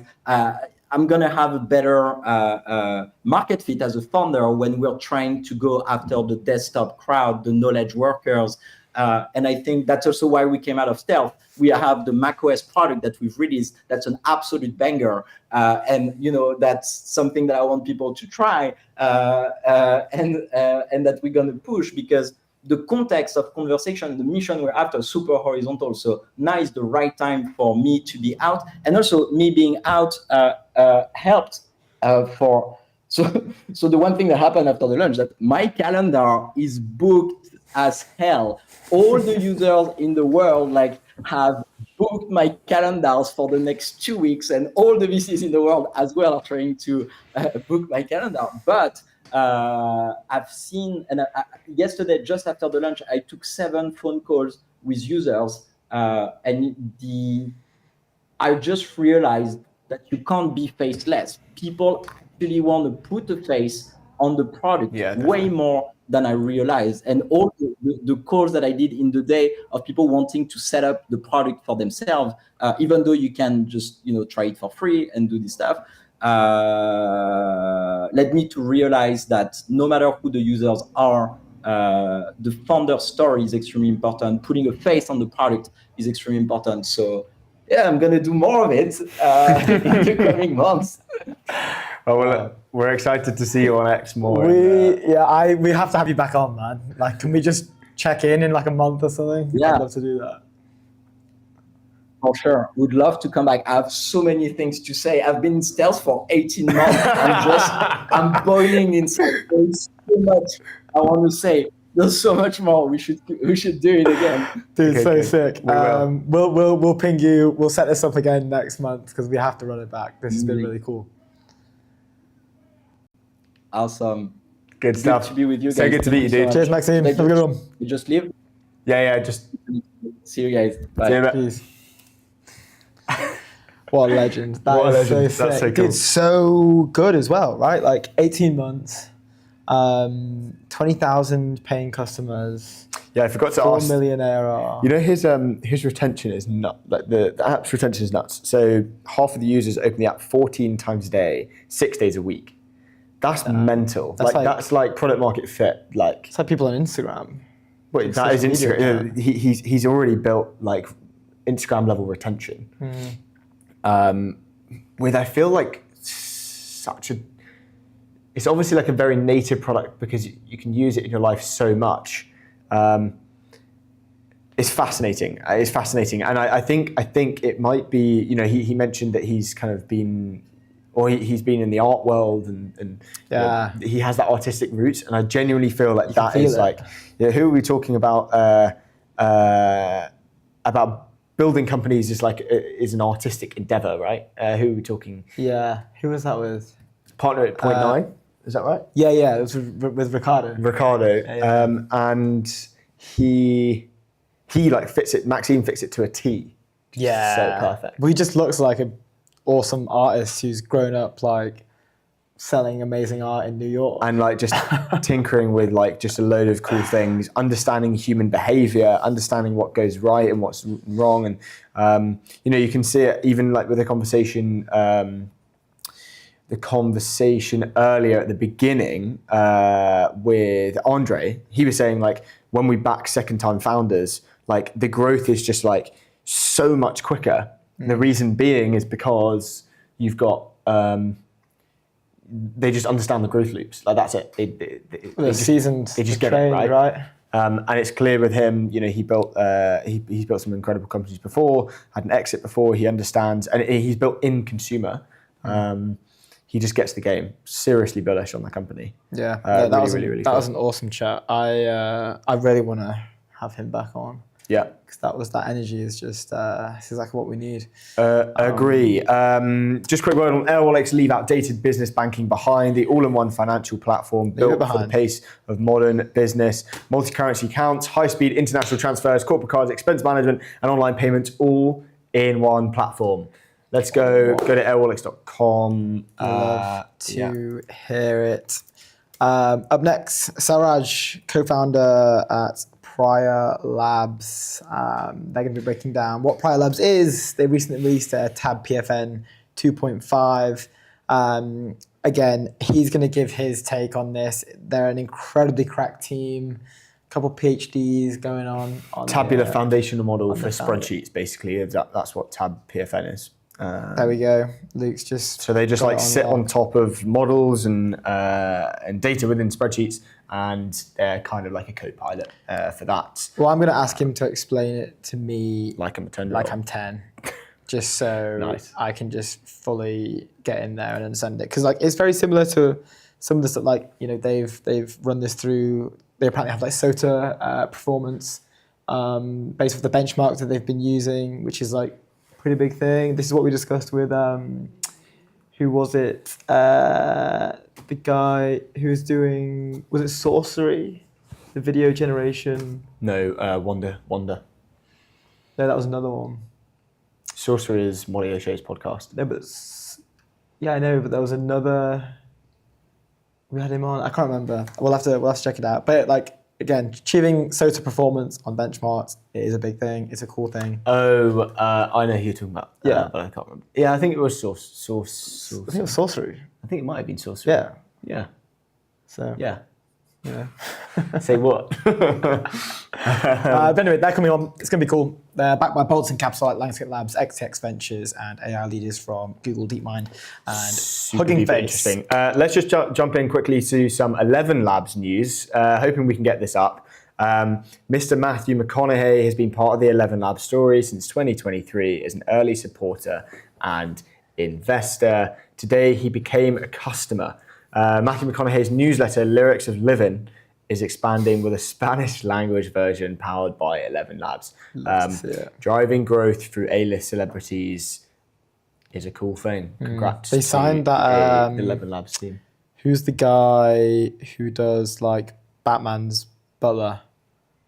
The Joe, oh no. No, not Robin Hood. not his arch nemesis. Rob, like what? His butler, the guy. What's his name?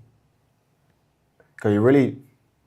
I'm blanking out. I'm forgetting his name. But it's today. Batman's like butler guy, and then Michael Caine. Michael Caine, I'm pretty sure. Alfred. Alfred. Yeah, Alfred is like the fictional character. Yeah. But like the guy who plays Alfred Yeah. is Michael Caine, I'm pretty sure. Yes. I get it. Let me I just get it. triple check. I feel like they could have that. done like some cool launch video type thing for this. Yeah, he is Michael Caine. Lyrics of Living. They did a cool Michael Caine one. They did like a. Did they? Maybe they did. We haven't seen it because they've obviously, they've got a bit of graphic there. Matthew McConaughey kind of Yeah, locked little in. tweet thread on him. Matthew. He's locked in. He's like a Obviously- serial investor as well. He was. He had a. Yeah, so he's an investor. He had a massive stake in something really crazy. Here we go. It's in the headlines the other day. No, it's not What? going to work.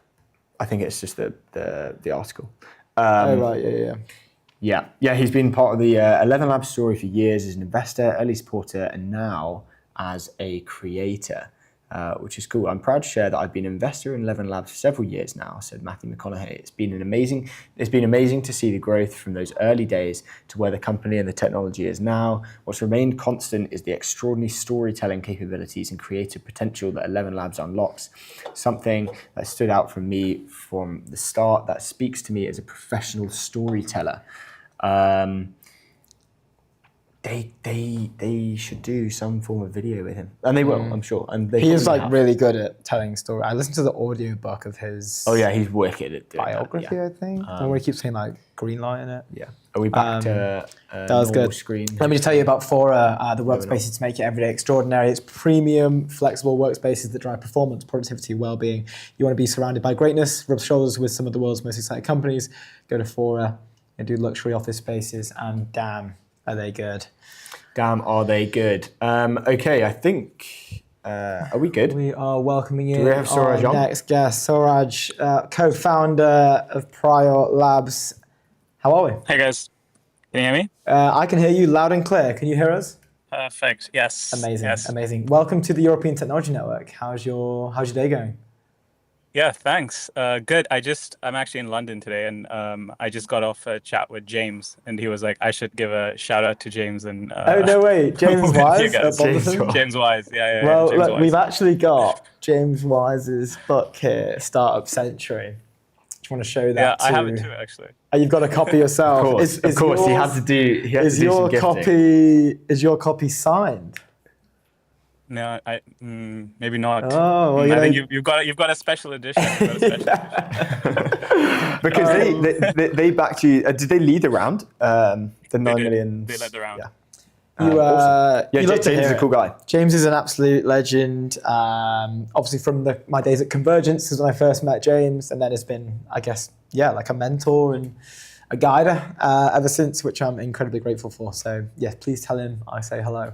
Will But moving on, Prior Labs. There was some amazing news announced. I think it was towards the end of last week. Yeah. Which is very Thursday. exciting. Really want to get into that. But maybe before we do that, could you tell us a bit more about yourself and Prior Labs in general as a company and what the story's been like so far? Yeah, for sure. So I'm Suraj. I'm one of the co-founders of Prior Labs.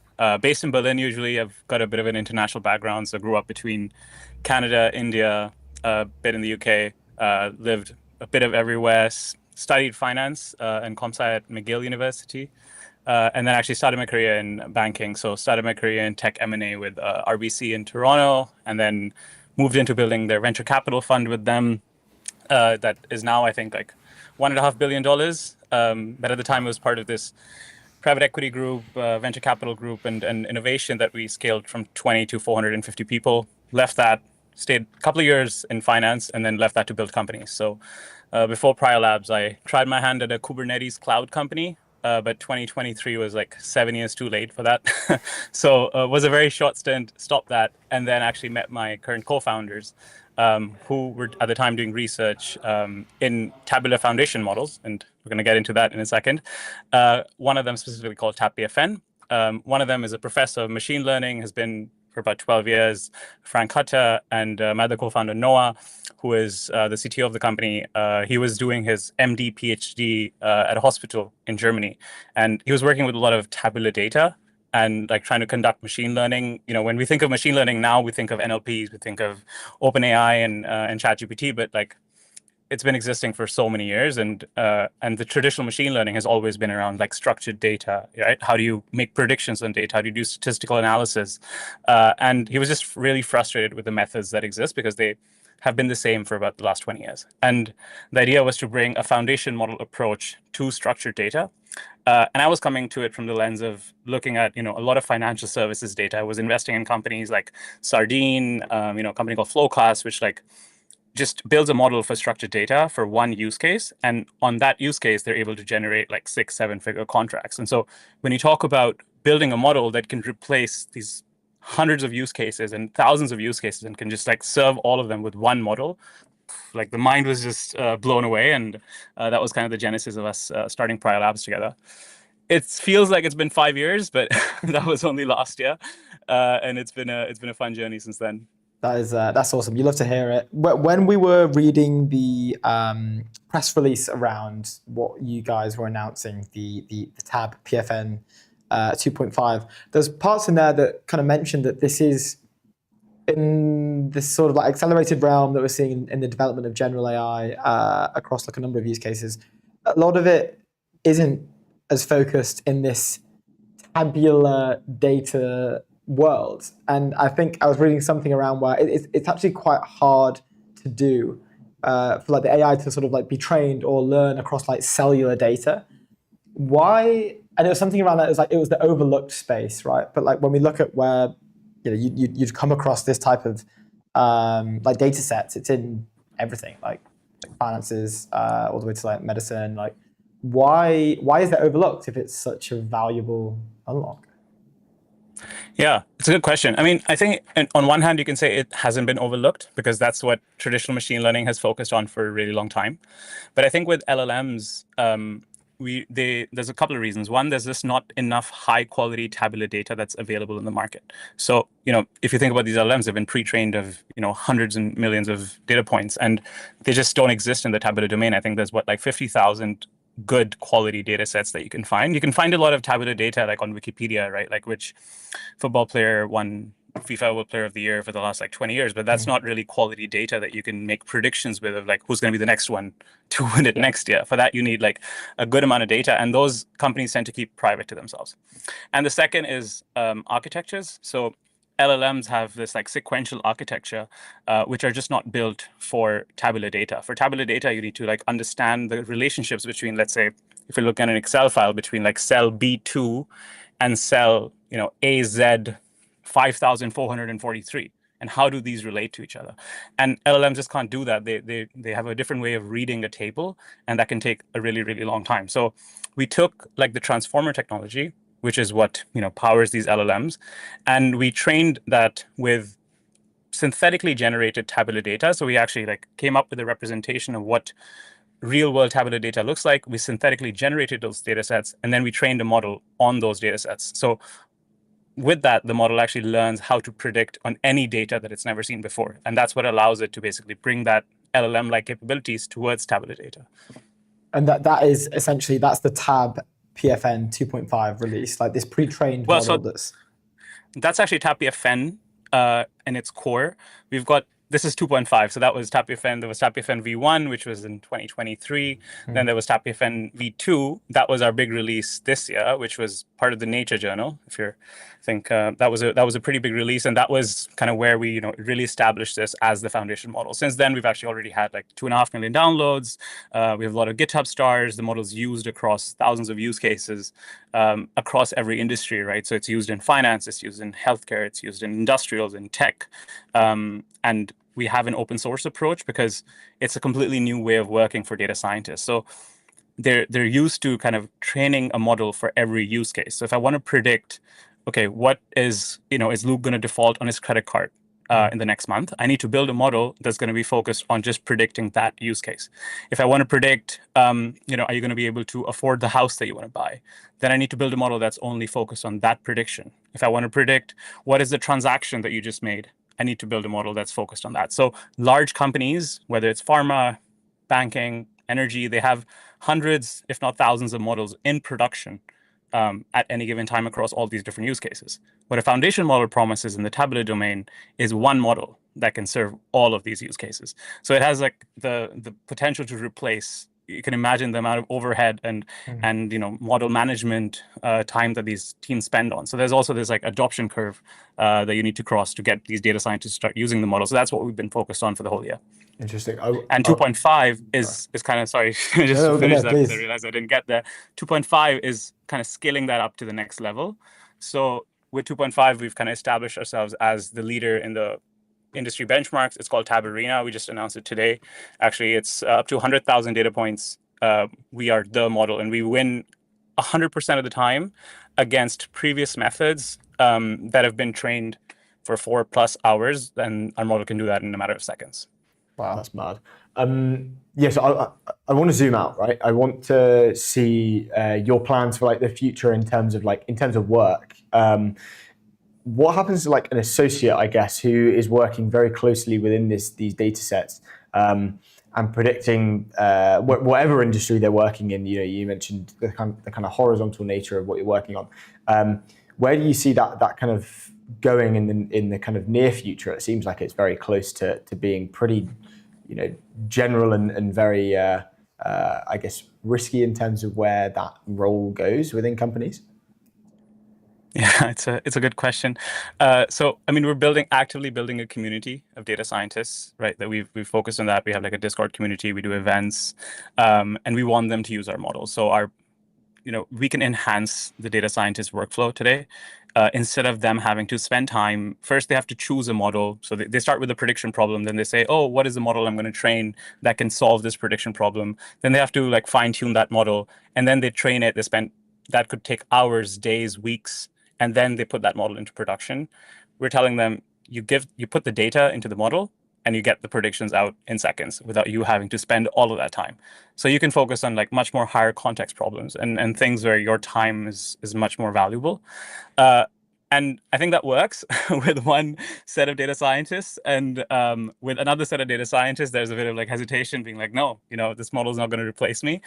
And I think that's where there's also like more higher value problems that we can continue to focus on. And we have other tools and extensions that you can build in. So for example, you want to explain the results of the model. We help data scientists do that. We help data scientists get embedding, like tabular embeddings out of a model that they can then, input into other models that they might be building, for example. So yeah, it's kind of like a community-driven approach that we're taking, and we're trying to work with them so that they can focus on better problems. That's cool. Can I ask, you mentioned within that, and I think it was in the article as well, there was like a SOTA performance for Tab PFN 2.5. Can you because when I was at Convergence, we went through browser-based agent benchmarking tests, but I was quite obviously not a machine learning engineer. I was in the GTM function, so I kind of rarely would sit around when that was happening, and it would be more like, how do we get this thing to go viral on X, right? But that benchmarking process, can you walk us through like what that looks like? Like, is it a certain set of tasks that the model or whatever you're using has to complete to a certain level degree of accuracy in a certain amount of time? And like, are you publicly competing with other model providers at the same time? Yeah. Yeah, that's a good question. So there are two types of benchmarking we did. One is a public benchmark that is like independently maintained by the academic community. It's called Tab Arena, and that's the one where we just published today, where we are actually the leading model on Tab Arena now. And the second one is an internal benchmark that, of course, we have, and that is on a curated sets of data sets that we have collected over time, where we show good performance. And I think it's important to continue to show both, right? Because there's an academic excellence that you want to show, but then also we have access to data sets that we've spent time collecting, and that's kind of the internal benchmark that we also do for the models. And to answer the other part of your question, the benchmark just consists of data sets, and the tasks are classification and regression tasks. So there are statistical tasks that you're talking about, and looking at performance across a variety of data sets where you have both classification and regression tasks for the model to do. Yeah, no, that makes sense. It's funny, like I just wanted to understand like what those tests look like. Because I think when we did ours, it was like, can it pass this captcha? Can it solve this puzzle? Can it drag a slider on its own? Which is obviously like vastly different to what you're doing. Yeah, I mean, it's pretty interesting because like one thing that is worth calling out is a lot of times these data sets could be incomplete, right? So for example, our model can deal really well with missing values. Sometimes you have a bunch of data, but you just miss some things. And those are things that data scientists spend a lot of their time on in trying to, impute these values. They, come up with equations that can like fill these values in, or maybe they add some columns that might be missing by making some, calculations. And our model can actually do that really well, which traditional machine learning methods just can't do because it's a foundation model that has been pre-trained. So it can just generate those missing values that are missing in the table with really, really high accuracy. And yeah, I mean, there's not a lot to compare to, let me say, on that with like just general models without having a data scientist actually come in. Yeah, that makes sense. Sorry, you No, go. I have another. From a GTM standpoint, like one, how big is the team today, and how are you like already deploying this commercially, and how do you deploy this commercially as well, right? Do you sell? Yeah, I mean, I have no idea. Yeah, I can go into that. Yeah, so the team today, the team is we have I think I want to say almost 20 people now. We have new people joining every week, so I'm losing track of how many people we actually have. A lot of like ML and AI talent that we've been able to bring on board, and the GTM is just now starting to grow. So it's me at the moment. We have a chief of staff. I've got a founder associate, and now growing that a bit more with 3 new roles that I've just put out. The motion has been completely inbound, right, so far, and we are commercializing. So we have the API, but then we have the model license, and we follow the foundation model approach. Like Robin Rombach is one of our angels who helped us a lot on this. He founded Black Forest Labs, and we do commercial licenses for actually pushing the model into production at those companies, and that we charge on like a base fee plus like a variable fee basis, depending upon the use case that it's solving. Because if you think about like incremental performance improvements on, let's say, being able to approve more mortgage applications, that can, like, even small percentage increases can mean a really, really big impact at these large companies, right? So that's pretty important. We're working with banks. We just announced today this diagnostics company that we're working with that's in the healthcare domain. We're helping them build a platform that's actually going to be able to detect like lung diseases and earlier detection of lung diseases that's going to lead to better patient outcomes. We're working with Hitachi in railway infrastructure. So being able to detect anomalies on rail tracks so that you can actually know when you need to do maintenance on those tracks and when you need to send someone out there. And we've got a lot more use cases that we're going to be announcing over the next few weeks. Pretty exciting. Yeah, That's so awesome. That's so awesome. I think, how do you manage that? Obviously, you mentioned that you're kind of losing track of the people that actually you're bringing into the company, but like, how do you stay, I guess, focused? Is it obviously like a ton of like context switching on your side? And we actually just we spoke to Maxime, who's building Beside, and he was saying, a lot of VCs and a lot of other founders are saying, why are you not just focusing on like one vertical and cracking that? I guess you're kind of taking a similar approach. Obviously, it's a very different company. How do you kind of work on that? Yeah, maybe firstly, I'm not really losing track of who's joining. I think I'm just losing track of the total Yeah, number all right. of people. For the record, I it's have the my number. mind on everyone who's joining. Um, but but on the yeah, on that point, the horizontal point, one of the things, so we have these automation emails that go out to our users and they book these feedback calls. My calendar link goes in there, to have these calls with them. And I get on these calls like 3-4 times a day with different users, and someone's telling me about how they're using TAPPFN for like material discovery in chemistry, and someone else is telling me how they're using TAPPFN for figuring out what is the steel grade strength of this oil pipeline in Midwest in the US.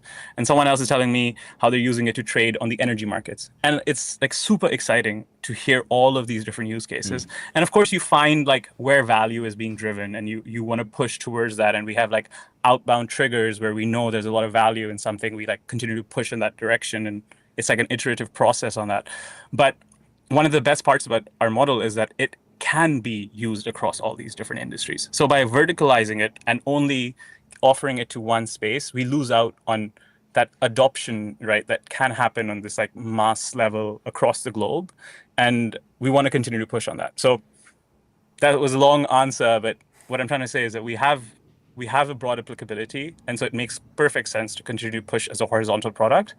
And it also makes sense to verticalize on specific like commercial domains, which we are doing, right? You can even see on our website, like what are we trying to focus on? But we push on all of those at the same time. I guess it also like your job doesn't necessarily change when someone else is using it in a different use case, and so The data scientist. Sorry, go ahead. No, I was just going to say, it just adds to the excitement that other people are using it, not like, oh my God, that's like another thing that I have to kind of go and like, look into and so. Yeah, exactly. And like the data scientist workflow is pretty similar across different domains. Like there are specific nuances and we can make those nuances by adding this extension, for a specific marketing domain because they look at that extension differently. And when we have enough people asking for that, we just add that into the product, right? To make it better for that. But the data scientist workflow is pretty similar across the different domains. Yeah, definitely. That's so cool. That's such a crazy, such a different company compared to the other ones that we've had on. I'm not sure if we're fresh out of time. Yeah, I think we are. We are slightly over. We'll have to call it there, but thank you so much for coming on. We'd love to stay up to date. Like this early days must be super exciting for you guys as you're discovering more use cases and I guess just loads of stuff just popping up out of nowhere. So we'd love to have you back on. Yeah, no, thanks guys. Appreciate it. It is super exciting. We've got like 2 big things coming out soon as well. So cool. Hopefully there'll be more releases to talk about pretty soon. Okay, Good nice. stuff. We We'll have you back we on can for chat that. then. All right. Great. Cheers guys. Cheers, Thanks. mate. All the best. It's kind of refreshing to hear we've had a couple of them today. These like horizontally applied companies. I don't know. It's always such a hard thing to do / get right, and they're always advised against doing It's it as well. a by way those different way of VCs. building a company.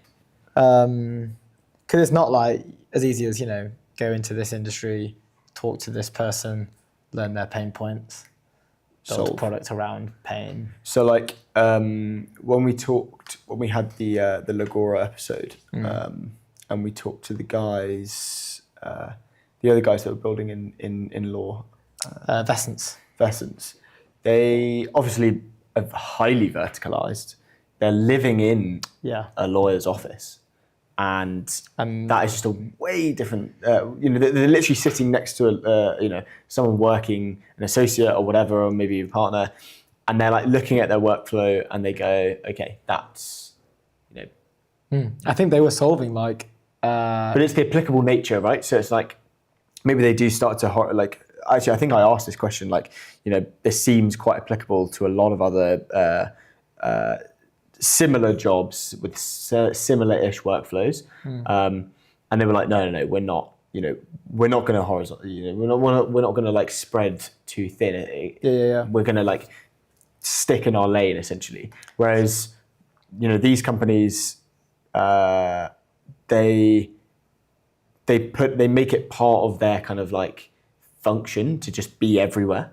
Which is cool, and it's the same product that they're building. But then like other people are coming to them from, different walks of life and industries and stuff. So it's not like in part them, applying that. It's just their building and people are coming to them. Yeah, when he says like they're coming to them as well, I think a lot of it at the start, especially for a horizontally like placed product, is literally like building something, whatever it is at first, and like with the idea that this is horizontally placed. Like same thing we did at Convergence. It was like, what's the use case? It's like, oh, everyone can use it.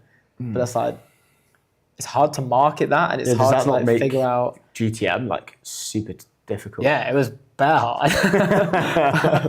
It was like super hard. And because like you can't like build case studies, you can't like focus on, you can't brand it around a particular department. Like it makes it Copy incredibly is hard. different. The Copy's different. yeah. Pain's different. Seniority is different. Like there's so many variables that can impact like how well you can design something like that, but and take it to market. But what we found was like we'd build, the thing, the browser-based agent, and then we would let people in from the wait list and like then sit down with them and understand like how they were using it, where they were using it, what their role was, just like a proper like consumer sided like design partner conversation. Yeah. Which really helped narrow the scope, which is super helpful. But it's really hard. It's really, really hard because you kind of there's an element of like, people don't know what they want until you create it in a way. But there's also an element of like, I need to be steered by the customer and like understand and refine what I'm building to Yeah, I mean, obviously, like, but I'm trying to make comparisons between, Beside and what we just listened to, and it's just kind of like, obviously very, very different companies, but obviously they're taking very different approaches, but on this like horizontal level of building a company, and yeah, it's just it's more of like there's less like focus to it, so it's more kind of like you're kind of just building for like the ether, I guess, and just putting things out there and it gravitates towards you. So really interesting. We've had less companies like that on the show, and I think we'll have more, which is cool. I wanted to dive deeper on, or just show everyone this new thing, Guillermo Flor. I'm opening a private WhatsApp channel with top tier founders and investors worldwide. It has several channels, launches, fundraising, and growth. People in the group, top angels and investors worldwide, cracked founders, building for the future. Sounds like something you'd like to participate and build on. Yes, comment founder. Very kind of viral growth loopy. How many? And it did very well. It's on 443,000 views. Kind of like a LinkedIn style. I talked to him. Yeah, very LinkedIn. He put it on LinkedIn as well, and I think it went bananas too. It's I quote tweeted it and was like, so is WhatsApp like the game now? Like that's, loads of people are going to be starting these WhatsApp communities, which are already a thing, but this has clearly gone very well. And Guillermo's grown his audience, like very niche audience, but very loyal and really good. And it's growing pretty quickly as well, which is cool. Maybe we should. I was speaking to him yesterday. Is he letting us in there? He's going to let us in. Let's go. We may be having an ETN little chat in the community as well. Oh, which is cool. like a little channel. Channel, ETN channel. Send us your news, send us your stuff, and that could be cool. Oh yeah, we'd love to hear that. Well, let's get on top of that. And then just quickly as well, certified bangers. Have you seen this new account, Bangers? Yeah. So is this owned by X? Have they set this up? I have no idea, but they've done 13 posts and have got 60,000 followers. They're followed by creators. They're following creators by X. Pull that up. The account. It's pulled up. So we're testing something new, certified bangers. We want to recognize the very best posts that move the timeline, ranked by authentic interactions. If your post is featured, you'll get a certified banger on your profile for the month. Yeah, this is X. Here are the top 5 bangers for October. Is this Nikita Beers doing? Yeah. 1.7 million views. So is it screenshots of So like this guy, for the example, tweets? Mustafa comes in, how a mathematician sees the world. I saw this. Wicked this was post. a bit of a banger. To be Obviously, fair. wicked post. 200 million views. Mustafa has the banger on his. Wait, it was two. Oh wow, that's a lot of. That's insane. That had 71,000 likes. That might be the most. Actually, no. It's probably the most liked, but There's some funny- this there's was some funny- sick. The yeah. AI girlfriend one. Yeah, yeah. Did you see that one? That was so Yeah. good. When your Yeah. AI girlfriend. So good. I like this. I really like this. It's good. Good idea. Very good No, idea. it's so good. It came so out clever. when I think we discussed it on the show actually we a can few go weeks back off the screen now. when he mentioned Nikita mentioned that I think someone, just a random person, had replied to the tweet like, "Hey, can we bring like some sort of way to get credited for a banger into like just day-to-day tweeting? Like if you could have like an accolade or a badge where it's like had 1 million impressions at one point on a tweet, you get a badge for that, or like had 1,000 replies on a tweet or something like that, and kind of gamify it in a way because it's a good way to incentivize posting. Again, it's not a monetization strategy. Yeah. It's just like people will do it for the sake of the accolade because it's a status symbol. Yeah. So you're kind of gamifying. Well, I mean, In the same place that it's nice to have a Rolex in public, it's a status symbol. Maybe it's nice to have a certified banger badge on. well, your now Twitter. they've kind of reduced, or they've scrapped the creator payouts. Have they scrapped it?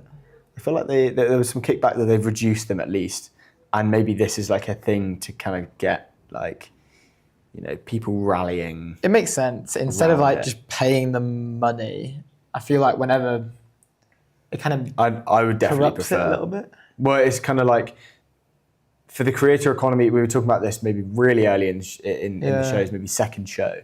But we were saying that for like a YouTube video, to create a really good YouTube video, you have to, there's a barrier to entry there, right? Whereas for an X post, you're writing on you're just writing Yeah. a banging X post, and it goes it goes viral, and therefore you might get rewarded for that financially. And does that, is that good? So this is a nice way to gamify it, as you say, but it's basically just a ploy. Gets to, me like, pumped. I'm looking for one of those badges, man.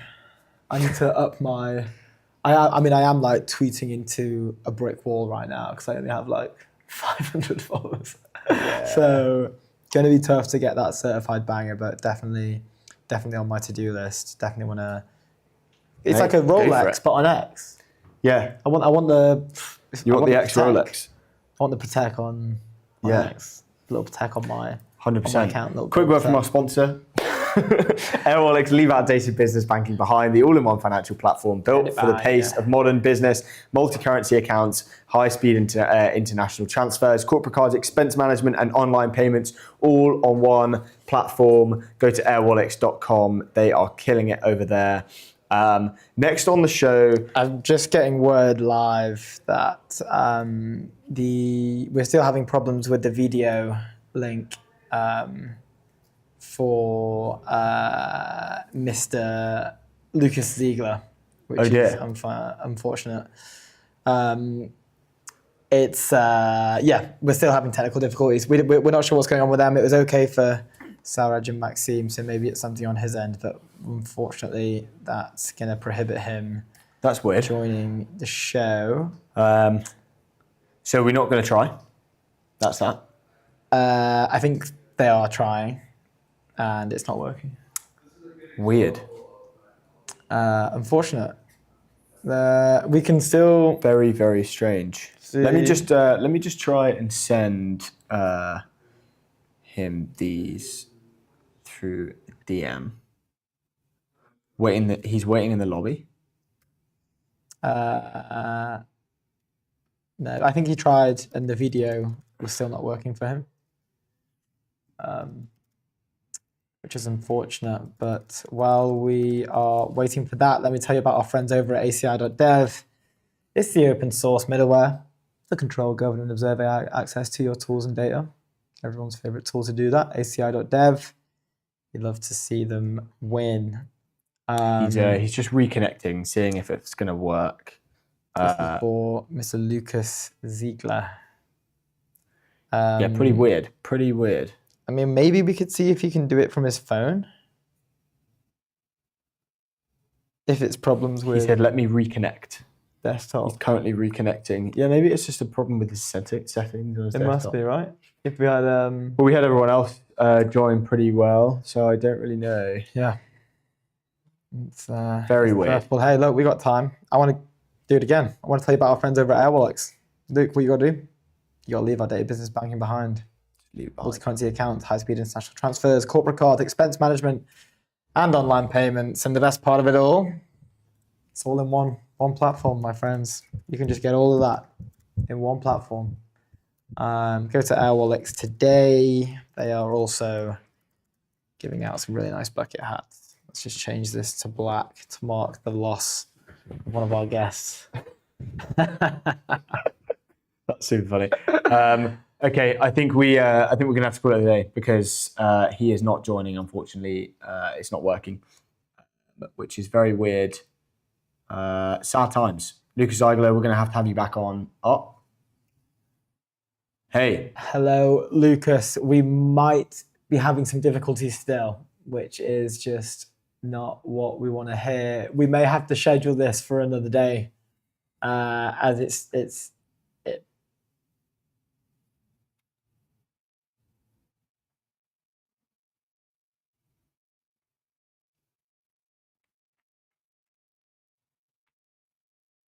Yeah.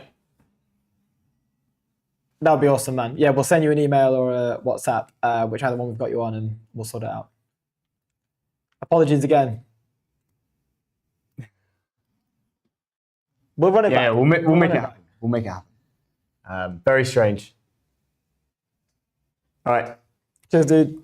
Well, viewers, thank you so much for joining in.